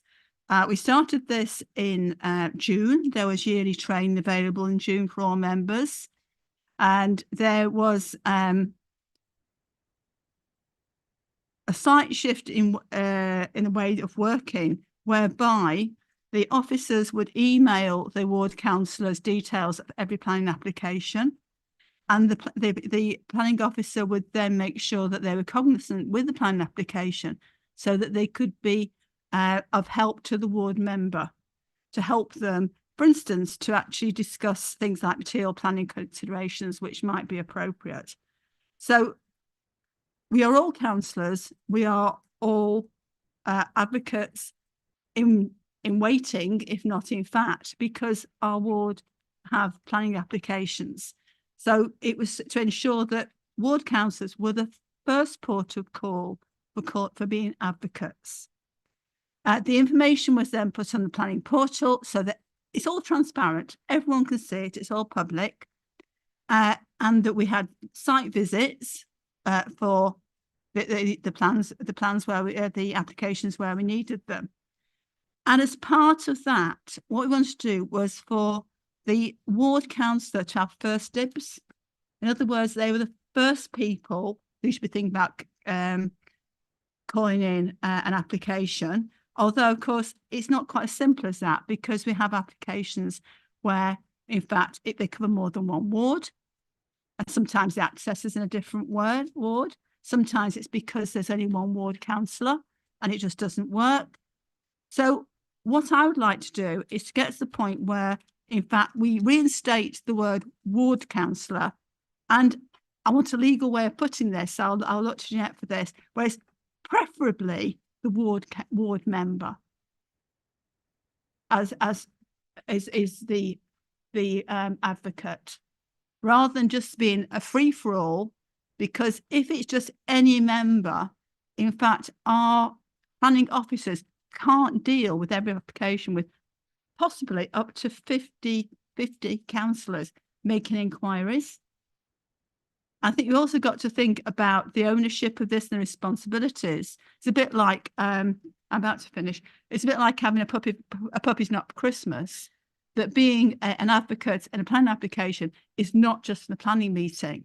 It also then means you've got responsibilities going into the years ahead for things like the disclosures, following up aspects of the application. And as has happened recently, where in fact residents are asking for there to be some enforcement based on the development. And I've been to the ward council and said, I didn't deal with this. It was somebody else. You need to. 1 minute left. Thank you. I finished. Thank you, Councillor Bryan. We're currently debating the amendment, so we're not looking to amend What you're saying will be amending the amendment, which is something that I very much want to avoid. Are you looking to put in a different amendment, in which case that can be done in a little bit, or are you looking to ask if Councillor Jarvis will change his amendment? Councillor Jarvis, are you willing to change your amendment? No, thank you very much. Councillor Levitt. Thank you, Chair. I think Councillor Bryant's just made quite a good case for supporting Councillor Jarvis's amendment, actually. An application can affect more than one ward. To take, for instance, change of use from something to a takeaway, which can affect a whole area. And that's a really good reason to have allow any member to be able to call in an application. So, Councillor Tyson. Thank you, Chair. Sorry, I forgot to reserve my right to speak when I seconded this. I hope it's okay to make this point, but I'm happy for you to make the point, Thank you. Councillor Tyson. Yes, I just wanted to substantiate that. We're talking about whether a member from outside the ward can call in an application in a ward which they don't represent. It's not about being a member advocate. This is just the call-in process. So I think there's a clear difference between that and what Councillor Bryant was relaying to us just then. I'd like to actually comment on this as somebody that has sat on planning for the last 6 years. I am very nervous about people from outside the wards being able to call things in.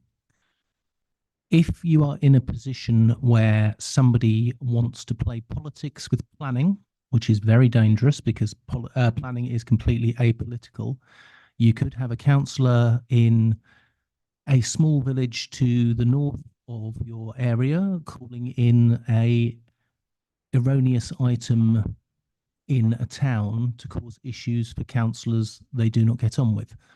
I am very nervous about the opportunities here. I am not suggesting for a moment that any councillor here would do that. The opportunity is there if you have that as somebody that can call in anything from anywhere. That's my take on it. Councillor Strong. I think every councillor in this chamber should have the ability, if they see there is a need, to call in any application in any ward. It's not about somebody in a particular member having first dibs, or whatever the word was, on and saying, this is my ward, you know, keep out. I have called in applications from other wards, mainly because I've been contacted by members of the public who wanted to see that done. And if the ward member doesn't respond or isn't living in a particular area, because I actually don't live in the area that I represent, I live very close to it.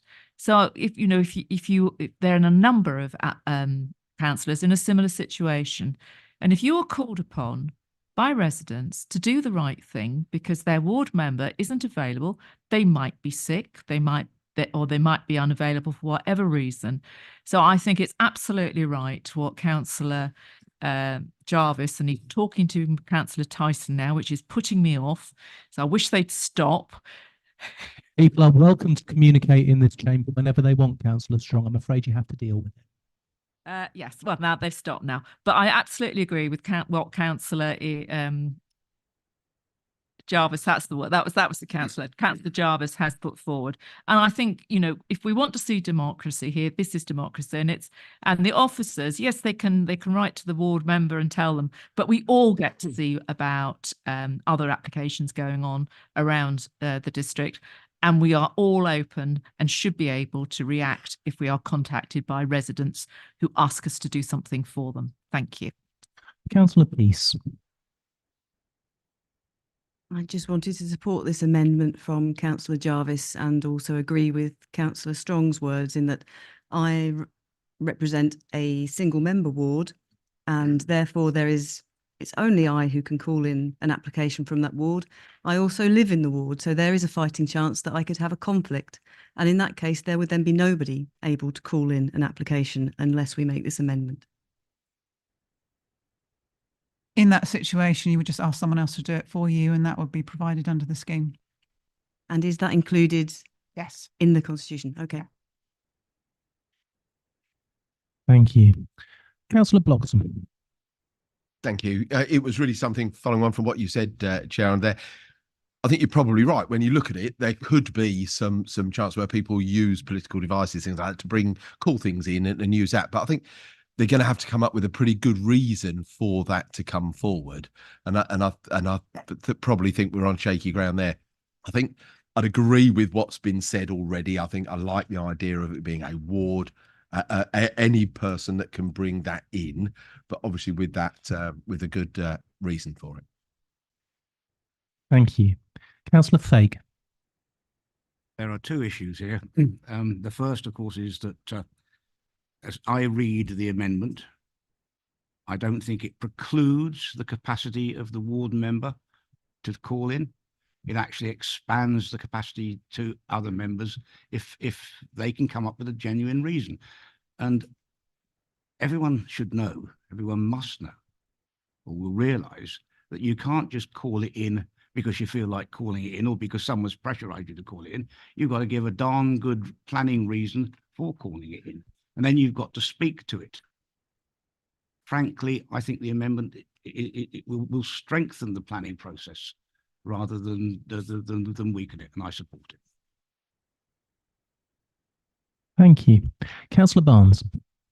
Thank you, Chair. I support the amendment. I just wanted to touch on the political concern. I think that is covered by the text which is being added in the recommendation, which provides for the Development Conservation Manager and the Chair of Planning Control Committee to form an opinion on whether there is a valid material planning consideration. So I don't think that should preclude you from preclude anyone from supporting the amendment.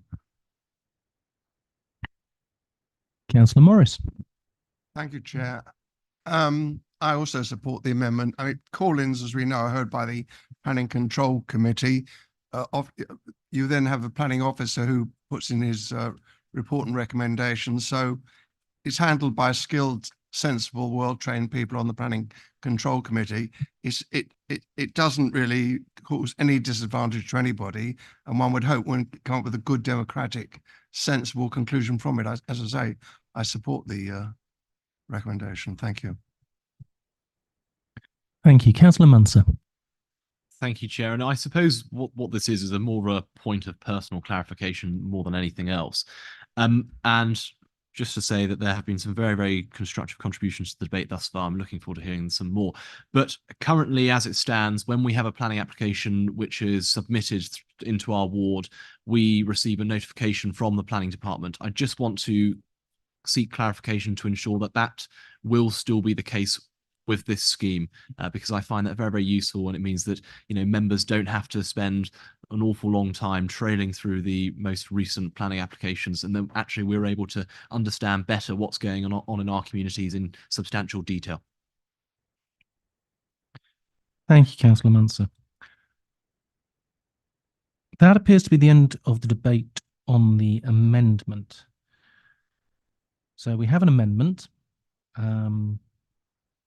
Technically, Councillor Dennis is allowed to respond as they put forward the original point.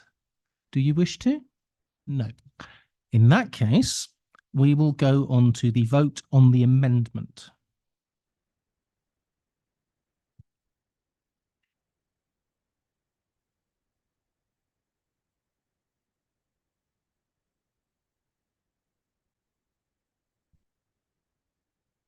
Chair, that motion is carried.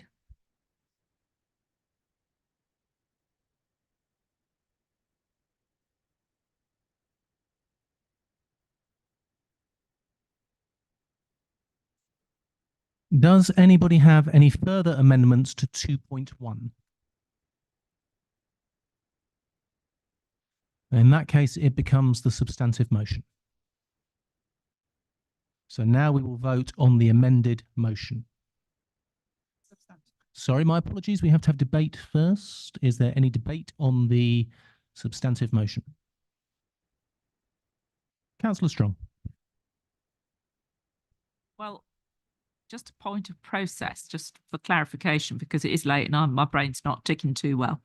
Have we not got other amendments that we're going to vote on as well? I see a list of them sort of circulating. Do we not take all the amendments? No, we're doing them one at a time. If we go through, we're going through each of the pieces one at a time. I did say at the beginning. And I can completely understand because you're not the only one, I promise.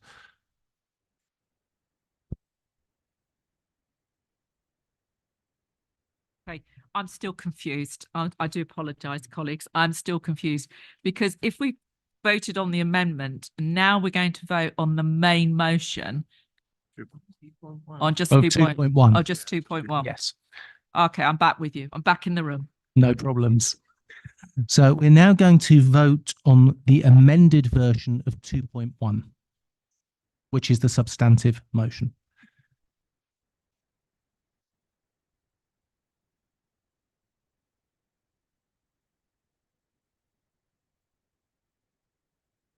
Chair, that motion's carried. We now move on to recommendation 2.2, that full council approves the removal of appendices 1 to 2 to section 8 of the Constitution. Can I have a proposer, please? Councillor Dennis, thank you. Can I have a seconder, please? Councillor Brown. Happy to second, reserve my right to speak. Thank you. We move on to the debate on 2.2.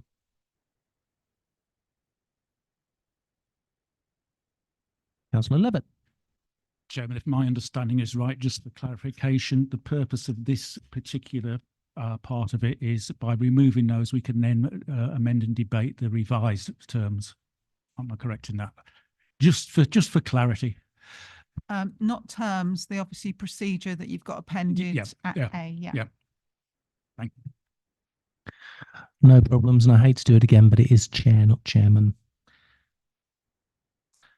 We have no further debate. We shall therefore go to the vote on 2.2.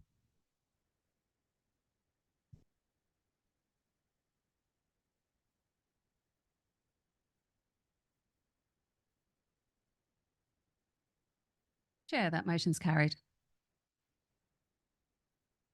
Thank you, everybody. We can now move on to 2.3. 2.3 recommendation that full council notes the proposed procedure for speaking at the Planning Control Committee, Appendix A. May I have a proposer, please? Councillor Dennis. May I have a seconder, please? Councillor, yeah, I'll second. Thank you very much. Councillor Jarvis. Thank you. Some of these amendments are consequent on one another, but so this is both two parts to this amendment. The first part is consequent on our decision that we wanted any member to be able to call in an application rather than just the ward member, and there are references to ward member in paragraph 1.5 of let me make sure I get the right bit of the procedure in Appendix A. So that is one change. And the second one is to propose the deletion of paragraph 1.9. Paragraph 1.9 requires members of the public who are going to speak at the planning committee to provide the details of exactly what they're going to say in advance of the meeting. And I believe there are two issues with that. The first is that there is no effective way to deal with a situation where a member of the public says something different from what they've provided in advance. And the second is that I think we should be enabling members of the public to participate in meetings rather than making it difficult for them. And I therefore think that we shouldn't put an additional obstruction in the way by requiring people who are, in terms of many objectors, who are not skilled in planning matters, to come up with a detailed written statement of exactly what they're going to say in advance. It's important that we welcome people, we allow them to participate. Certainly, the planning meetings that I've attended and observed, the chair of the meeting has had no difficulty in ensuring that people kept to relevant matters.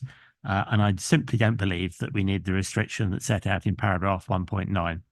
And finally, I note that we're asked to note the proposed procedure, and I believe that we should be agreeing it rather than noting it. So the amendment, therefore, is to replace the word notes with the word agrees at the start of recommendation 2.3. Replace the word ward member with member in paragraph 1.5 and delete paragraph 1.9. And that's what I'd like to propose as an amendment. Chair. Thank you. We have a proposer of an amendment. Do we have a seconder, Councillor Tyson? Yes, I'm pleased to second that and reserve my right to speak.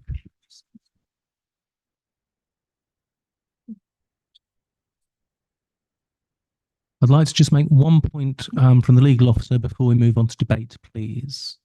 This may be covered off in 2.4, but just to let you know that I'd have to do a sense check if this is passed to make sure that the ward, that's all consistent with that throughout, not just the further amendments, just to make sure it made sense, if that's okay. Councillor Levitt. Thank you, Chair. I'm happy to agree with Councillor Jarvis's proposed amendments. I've got an amendment in my bit to come up about 1.9 as well. Councillor Jarvis's one goes actually a bit further than my one does, and I think that's actually quite a good move, to be honest with you. So I support the amendment, including that 1.9. And when it comes to mine, I'll withdraw my amendment on 1.9. Thank you very much, Councillor Levitt. Is there any further debate? In that case, we will vote on the amendment, please.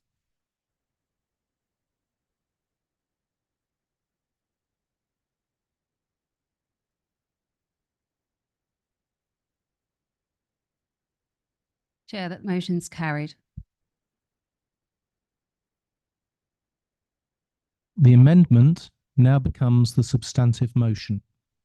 We now move to debate on the substantive motion. There is no debate on the substantive motion, which means we give the opportunity for Councillor Dennis to speak should she wish. We appreciate that, and we'll move on to the vote.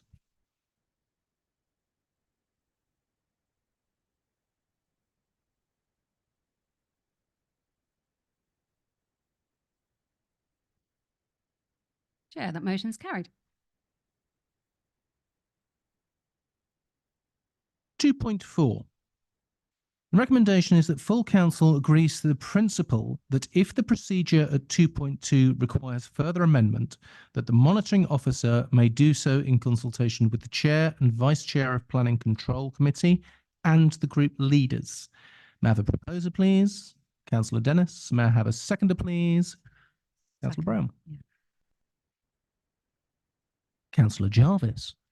Thank you. I'd like to propose an amendment addressing the point that Jeanette Thompson just raised. I'd like to add at the end of 2.4, including changes to 6.1 and 6.2 to make them conform with the procedure as amended in 8.13C, because there are clearly some other references to ward members, which are frankly just too complicated to deal with in an amendment. I was about to compliment you on your belt and braces approach, but you kind of tripped over the laces. That makes perfect sense. And as we all know, as we have read through this, we understand why this is necessary, which leads us on to a seconder for the amendment, Councillor Tyson. Yes, I'll second that. We now move on to the debate of the amendment. Is there anyone that would like to speak on it? No. We will vote on the amendment.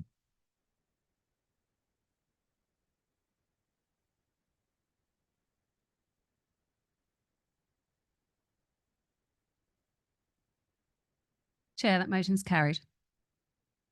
Thank you. The amendment becomes the substantive motion. We will debate the substantive motion and ask if there are any more amendments.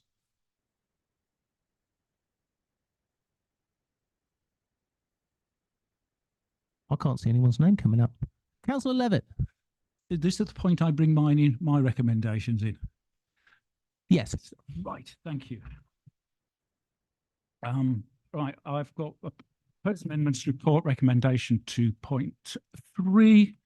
And this is bringing in a new one where we can have more than one person speaking for or against. At the moment, we only have one group of speaking for and one group speaking against a planning application.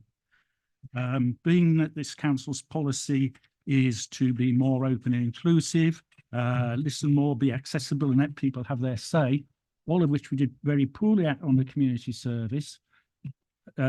survey recently. Those who've been on planning committees will find that they're, particularly on major applications, there's a lot of people wanting to speak. Limiting that to 5 minutes, and it's usually just one person in that 5 minutes, does not seem a very democratic thing to do, particularly on major issues and particularly where we have quite contentious planning issues. We should have more people have their say. I've still got a limit on this one. It's 3, and it cuts the time down. Yes, it will add to the time it takes to do a planning committee, but I feel it's important that everybody has a fair say, everybody has a fair chance, there is better representation on it, and that's why I'm proposing that this amendment, Chair. Is there a seconder to this amendment? Councillor Hone. Please to second it and reserve my right. Councillor Barnes. Just going to query, have we not already approved 2.3? We have approved 2.3. We then move on to the 2. We haven't approved 2.3. You dealt with the First Amendment, and then there was an invite for there to be any further amendments, deal with those, and then that becomes a substantive motion, whatever that is. So that's what you're doing at the moment. Yeah, we just moved to discuss 2.4. No, we haven't done 2.3. We did the amendment. We did your amendment to 2.3, and then we haven't had a second vote as the substantive motion and further. No, we didn't. We didn't. We didn't have 2 votes on it. We just been discussing 2.4. No, we shouldn't have been doing 2.3. We have gone on to 2.4. Oh, God. We've gone back. We've missed it out, haven't we? 2.4 to make further amendments. Take other suggestions outside of the meeting and discuss it with the people, but no signature up that way. Because you can't react to 2.3. Councillor Levitt. Don't worry, we're trying to work this one out. We have debated and voted on 2.3. Councillor Levitt had prepared a motion ahead of this meeting, which we want to take into account. We're just working this out now, and I'm going to ask Jeanette to word it, as opposed to myself, to make sure that it is exactly right, because we are not going to miss out on things.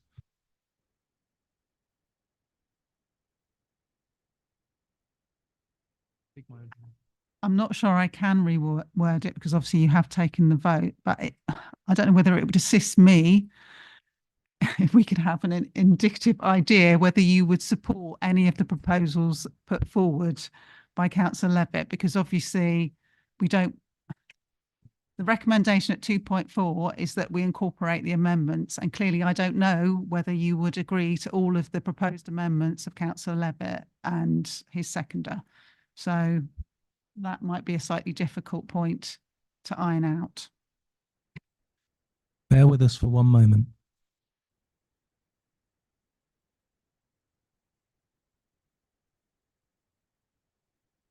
We can't go back to 2.3.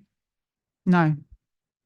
So, yeah, the alternative is you just rely on myself in consultation with the group leaders and the chair and vice chair to achieve something akin to what is being proposed. But that I cannot guarantee, obviously. We know this is a difficult subject area.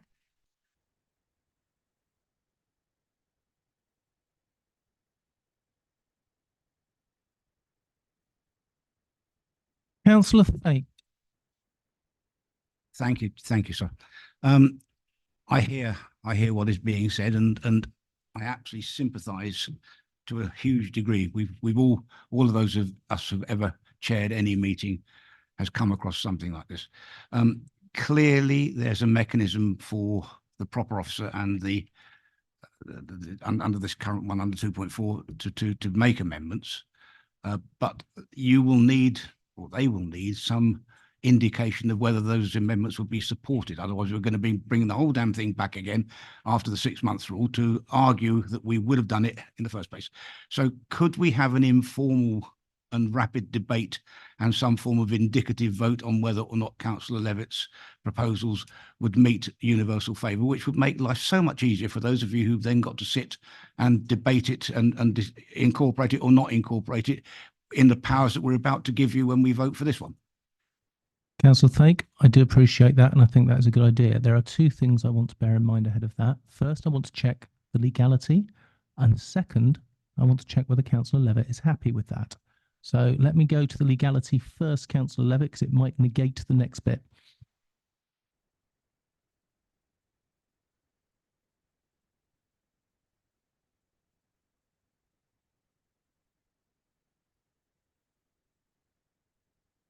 What we could do is have an additional recommendation of an indicative vote towards what you wish to put forward as your motion, as your amendment, Councillor Levitt.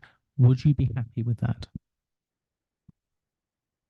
Not totally happy with it at all, but I do understand the reasons for it, but really, really not happy with it. I did table those amendments well in advance. I tabled them well before the last meeting.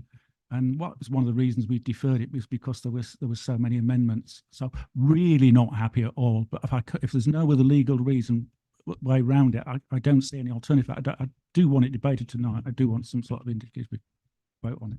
But really, really not happy with what's happened, Chair. I understand that, and I will speak to you after the meeting as well with other members of the council.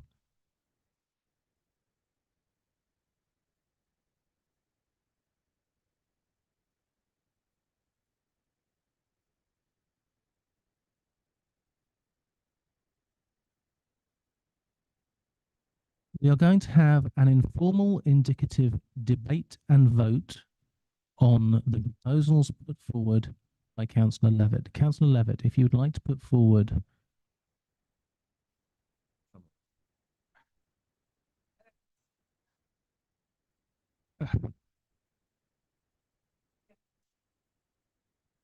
okay, Councillor Strong, I'll take that.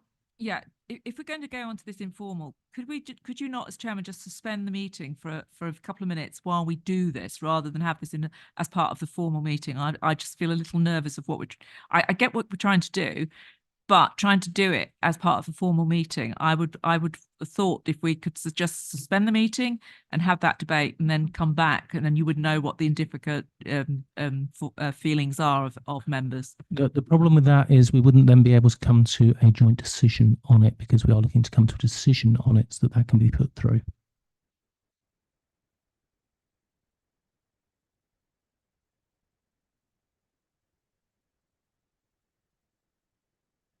It's chair, and we are not still on item 2.4. You really do need to.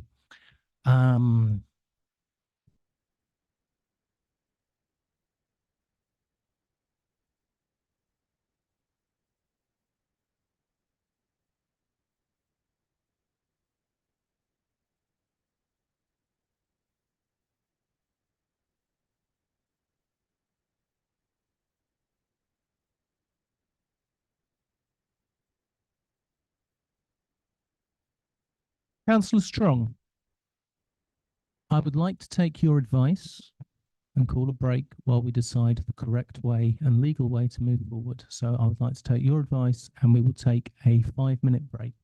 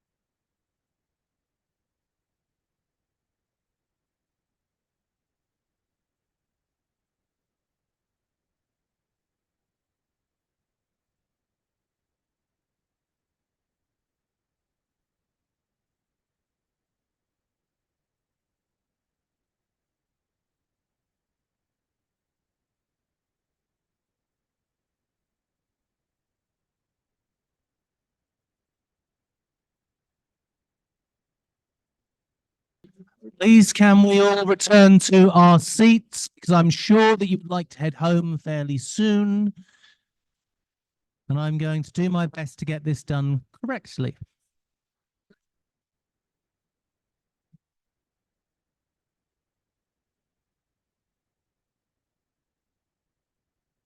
Right. We are currently in 2.4. We have voted on the amendment and we are now in the substantive motion. We are adding 2.4a.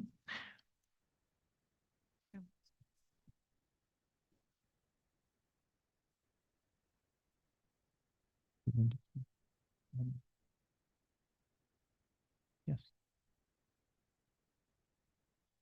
We have voted on the amendment. We're now in the substantive vote for 2.4. We will then have 2.4a, which is an indicative vote and debate.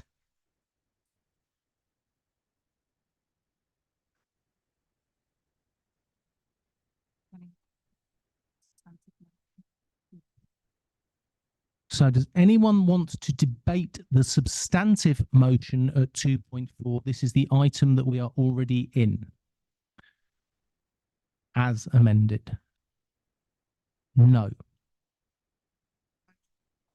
We vote on 2.4 now, and then we move on to 2.4a. So please vote on 2.4 as amended.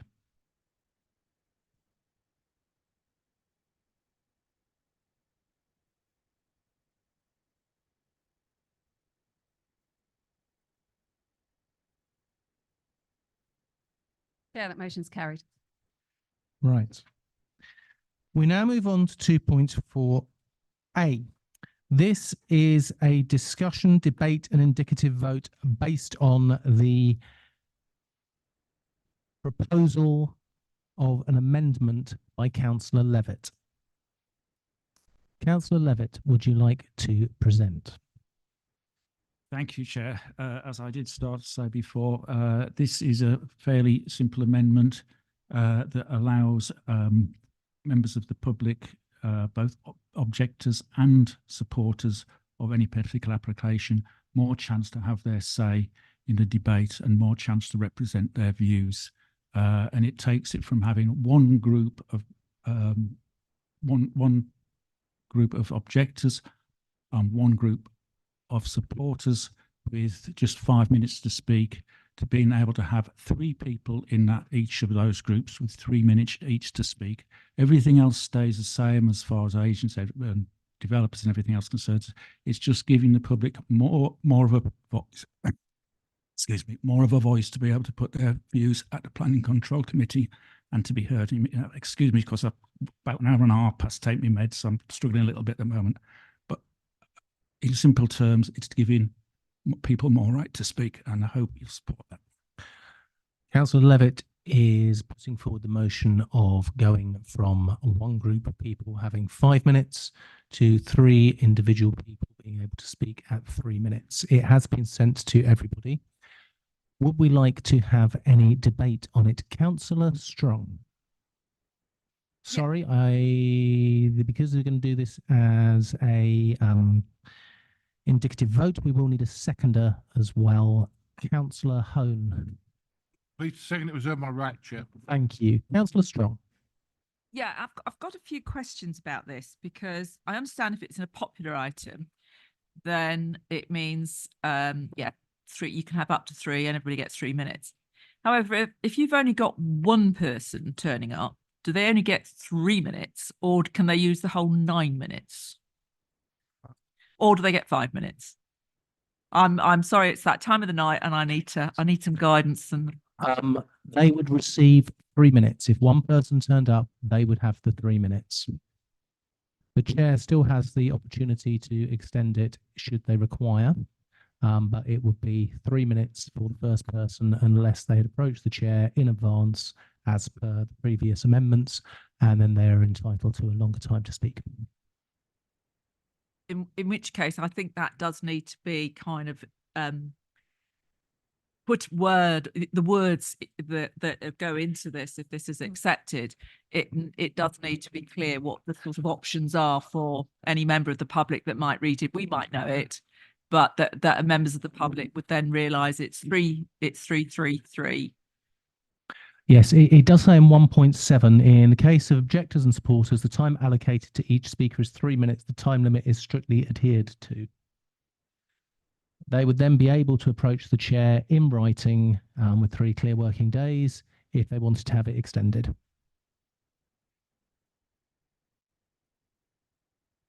Yeah, it does say it in 1.8. Councillor Bryant. Thank you. I'd like to support Councillor Levitt in this. I think we give it a go, see if we can give residents more time to speak. It is 3 minutes per resident. We don't very often get 3 residents at the moment, but that may change. And we think that the member advocates and the developers also, will be okay on 5 minutes, but we'll give it a go.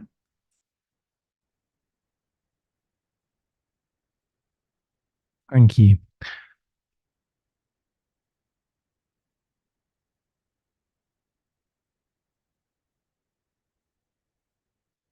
Councillor Plater.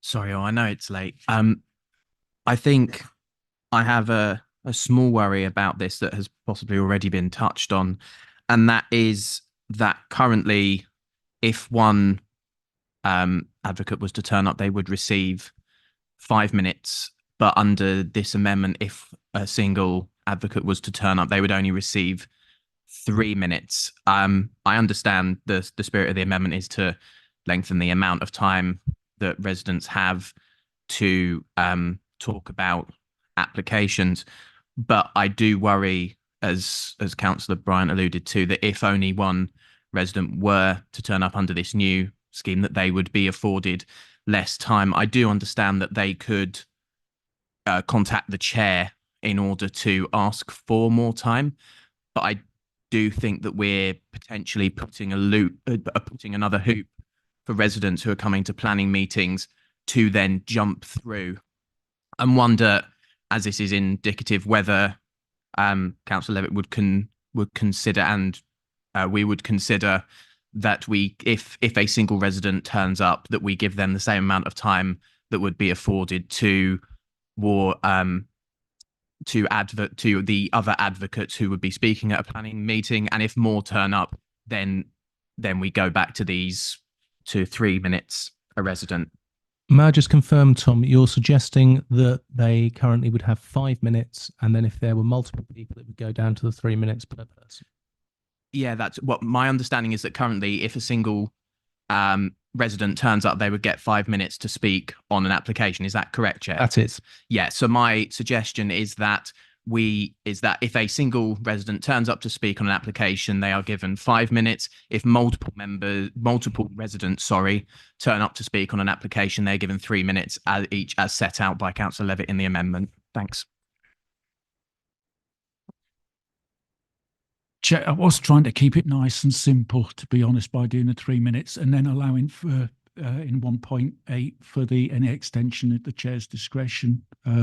So that's the way that was the intended way around being able to do something like that, Chair. Okay. As indicative, Chair, and I think it's up to the Monist officer whether to finally do the amendments. That can be something that we could actually take into consideration later. Again, because this is indicative and will be discussed by the leaders, it is something that you can discuss with your leaders, take on as well. Councillor Morris. With the suggestion from the member just now that if only one person shows up, it should be 5 minutes. If you leave it to the discretion of the chair, it might be the last item on the agenda and everybody's getting very tired and they might not like the idea of using their discretion. It's the kind of thing that has to be said in advance. You can't just change your mind on the night, Councillor Morris. Discretion. Yes, that's not what chairs do. Otherwise, believe me, you may have been home a little earlier. Made my point. Thank you. Councillor Barnard. Thank you, Chair. I agree with the amendment, and I think it's rather important because, as we know, following the local plan, there are going to be some major planning applications coming before the committee, and therefore I think that there should be the opportunity for more than one speaker for each side. It may well be, and again, this would be at the discretion, that there be a principal speaker who's given 5 minutes, and then the subsequent speakers be given 3 minutes. But certainly more than one speaker is very desirable in the interest of democracy. Thank you. Thank you very much, Councillor Barnard. Councillor Barnes. Thank you, Chair. Yeah, I agree with what the amendment's trying to achieve, but I'm a little bit concerned about the points that Councillor Plater raised around, if a single speaker comes, then they only get 3 minutes. I'm also a bit concerned that if I just bring 2 of my friends, we get 9 minutes, and somebody who just turns up on their own gets 3 minutes. That doesn't really seem very fair. So, Thank you, Councillor Barnes. Councillor Albert. I find myself making exactly the same point as previous colleagues. I too would like to send a much stronger indication to that actually, if we have a single speaker, that they should be allowed 5 minutes. The multiple speakers, I'm content with the 3 times 3, but I think we should be having in here, not just as an indication, but actually physically in this amendment, that a single speaker should have 5 minutes. Councillor Tyson. I've got the same concern as Councillor Barnes on this, namely that I think this could be become rather a sort of competitive situation and put pressure on members of the public who are coming into what was already a daunting situation for them. But also, if they discover that they're on their own and then the other side have managed to acquire 3 speakers and get 3 times the amount of speaking time, I can't see there's fairness in that. I think at the moment we've got a system which is, and I understand the idea of widening the number of public speakers that we can listen to at these meetings. But Councillor Levitt said that we've got a system at the moment which only allows 1 speaker in a 5-minute slot. Well, that's actually not quite the case. We can have shared slots of 5 minutes. He mentioned that in major planning applications, more time is needed, but of course, at the moment, the chair has got the discretion to double the amount of time for both sets of speakers. And I've seen in a not long ago in a planning meeting, orchestrated group of 4 speakers, carefully coordinated, who put forward a very coherent presentation, and it was very listenable at that, because there were 4 of them doing it. And I don't think that we need to expand the amount of speaking time that, as Councillor Barnes intimated, it's going to end up being, if you can't get 3 people to speak, your contribution won't be as valid as the person who can. And that's not even beginning to look at the amount of time that we're going to be consuming at these meetings, with potentially 9 minutes for each set of public speakers, plus the 5-minute speaking time for the member advocate and the applicant as well. So we're looking at really extending the amount of time that we're spending at the meetings. And I say again, I acknowledge the intention from, I'm not quite sure about the maths there, but acknowledge the intention to broaden the public participation, but I'm not sure that I agree with this method of doing it. Thank you. Thank you. I would always be very disappointed in any councillor that wasn't willing to accept more time in a meeting to hear from the public, and I'm sure you agree with that as well, Councillor Tyson. Councillor Muncer. Thank you, Chair, and good morning. I thought I ought to make that point. We have got crossed the midnight threshold, burning the midnight oil, as they say. But back to the motion at hand, Chair. I'm certainly hearing the concerns and the points of which colleagues are raising, and they are in fact very valid concerns and points. However, I would just point out that in 1.8, it does obviously give the opportunity for a member of the public to request to the chair. Now, that is something of which, you know, when we have members of the public who wish to speak at a planning committee and they write into us, we can advise them. And I'm sure that sort of any guidance of which is given by officers regarding speaking to planning committees, that can be something which is highlighted. And I'm sure it's something of which will be considered dutifully by the leaders, as this is obviously an indicative vote. But let us not escape the motion at hand. And this is about making sure that we have more people being able to have their say on planning applications. Now, houses are, you know, they are there and they are going to be there for an awful long time. It is only right that members of the public have an opportunity to express their views to the planning committee. And it's also about making sure that the planning committee is then able to glean more information from those members of the public about the impact that any development would have on their local area. And I think that, you know, making a more informed decision is going to be something of which is going to be far better for the district council. It's going to be far better for the communities of which are going to be impacted by that development. And equally as well, it's going to restore public trust and confidence in the planning system. Unfortunately, one of the criticisms of planning is that residents haven't been heard and they haven't been able to have their say. This amendment puts a stop to that and ensures that all of our residents are able to be heard fairly and that their considerations and their recommendations are taken into account by the planning committee. Thank you. I think I'd like to remember Councillor Muir, who's not here this evening at this point, and point out it's not just houses with planning, it could be trees as well. Councillor Steve Jarvis. Thank you. I mean, I think we're all in favour of having more public participation.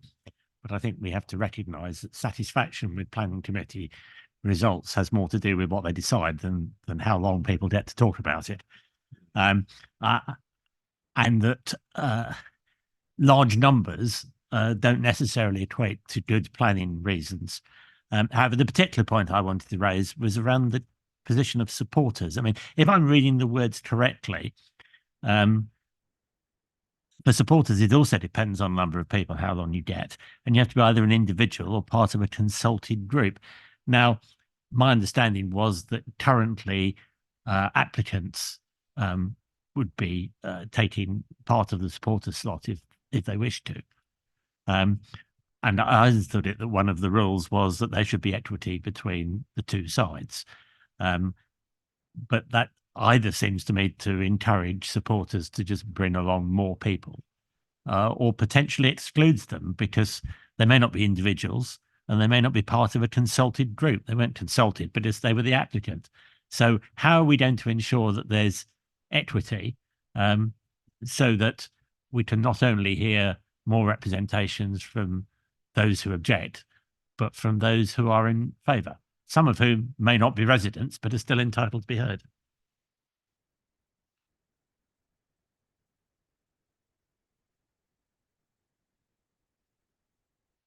So under the current proposal, Councillor Jarvis, if there were 3 people speaking in favour, they would get 9 minutes. And if there was 1 person speaking against, they would get 3 minutes, which means it would not be equal. So there would not be equality as far as this goes, which I think is a very relevant point. Councillor Fate. Thank you very much. Yeah, I absolutely agree. I was hoping that I might persuade Councillor Levitt to amend his amendment slightly and go for leave the 5 minutes for an individual. I think it's inequitable to cut down an individual to 3 minutes. I can see absolutely the logic of encouraging more people to speak, but then of course you've got to constrain that in the interests of the conduct of the meeting. So 3 minutes per person. If it's 2, that means you use 6 minutes. If it's 3, you use 9 minutes, and that's your maximum, end of.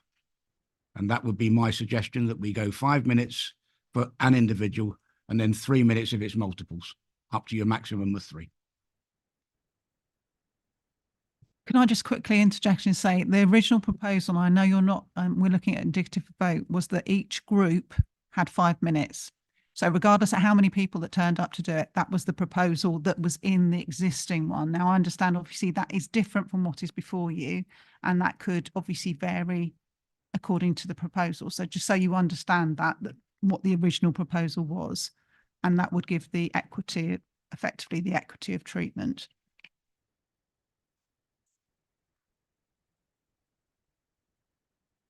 Councillor Levitt. Listen to what everybody said. I think actually the idea if there's only one representing a particular group, then the 5 minutes standing is a fairly good idea to keep in there. So I would go for that one. As regards what Councillor Jarvis said about the applicant, under the current rules, which won't change, and one of the ones won't change, 3.9 is the applicant's agents or representatives are then invited to speak as a separate speaker to the supporters and the objectors. So the applicant still does get their 5 minutes. And I was quite careful about how I worded that little bit.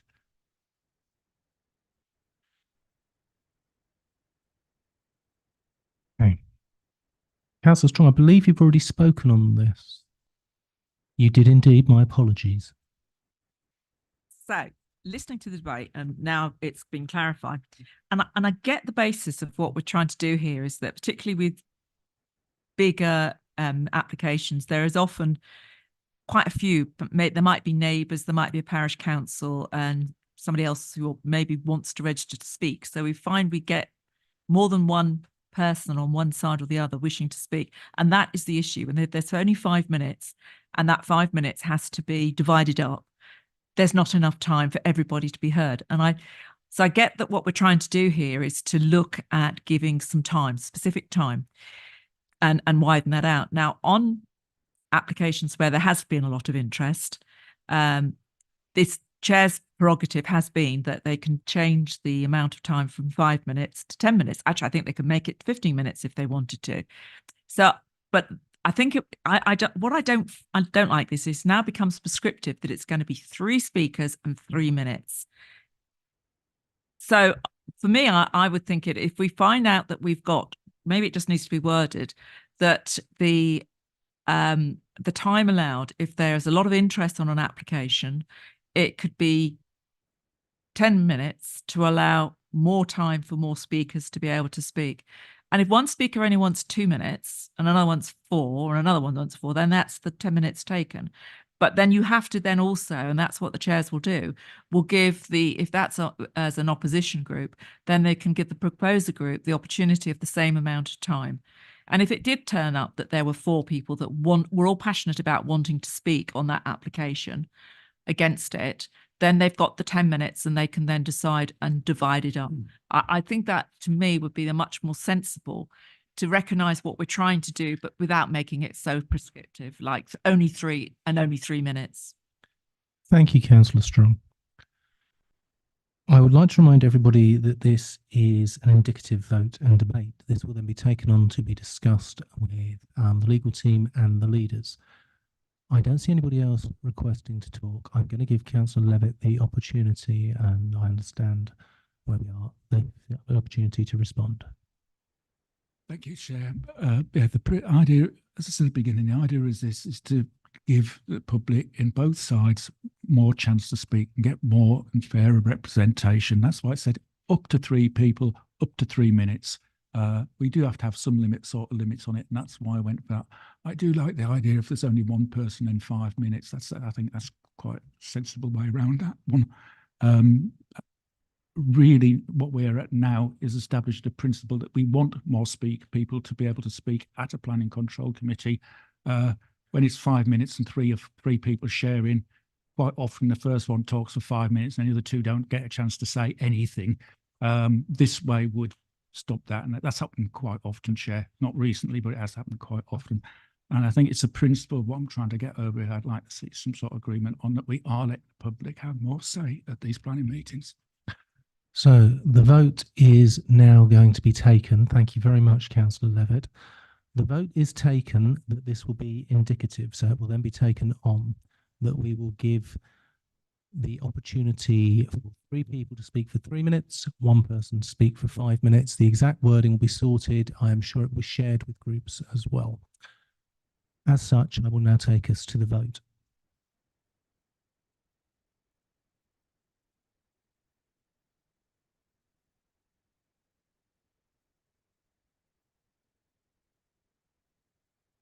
Chair, that motion's carried. Thank you.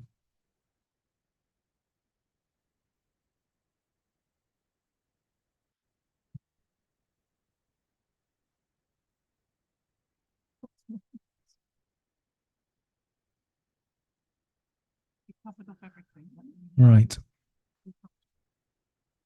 We're just about to move on. That's not it yet.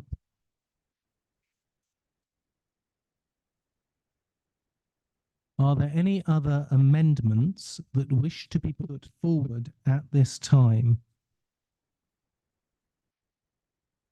Councillor Levitt. Chair, I've previously tabled an amendment or something as Councillor Compton previously tabled an amendment. I think in view of the time, and it's quite a complex legal thing, Adam had more of the legal arguments for it. I'll not move that motion tonight, but would like to take it away for further discussion with the monitor officer and the leaders, please. That makes sense. Thank you, Councillor Levitt.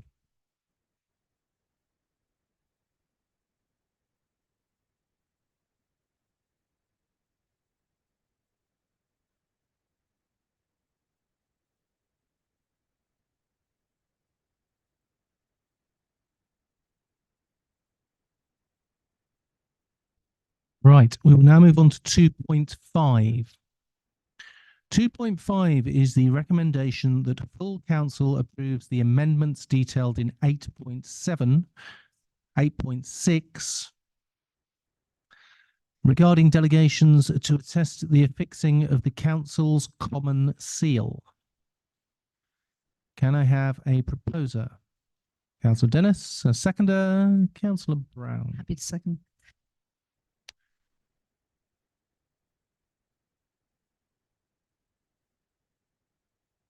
We move on to the debate.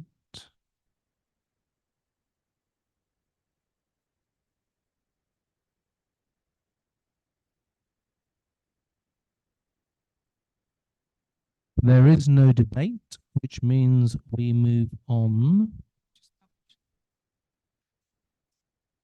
Councillor Levitt does not want to put forward the amendment to 2.5 at the moment. Thank you.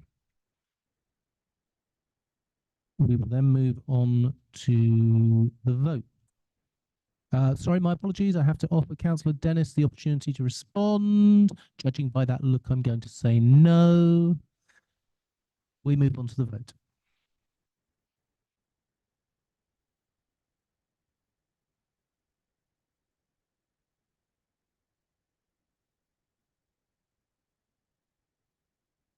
Chair, that motion's carried.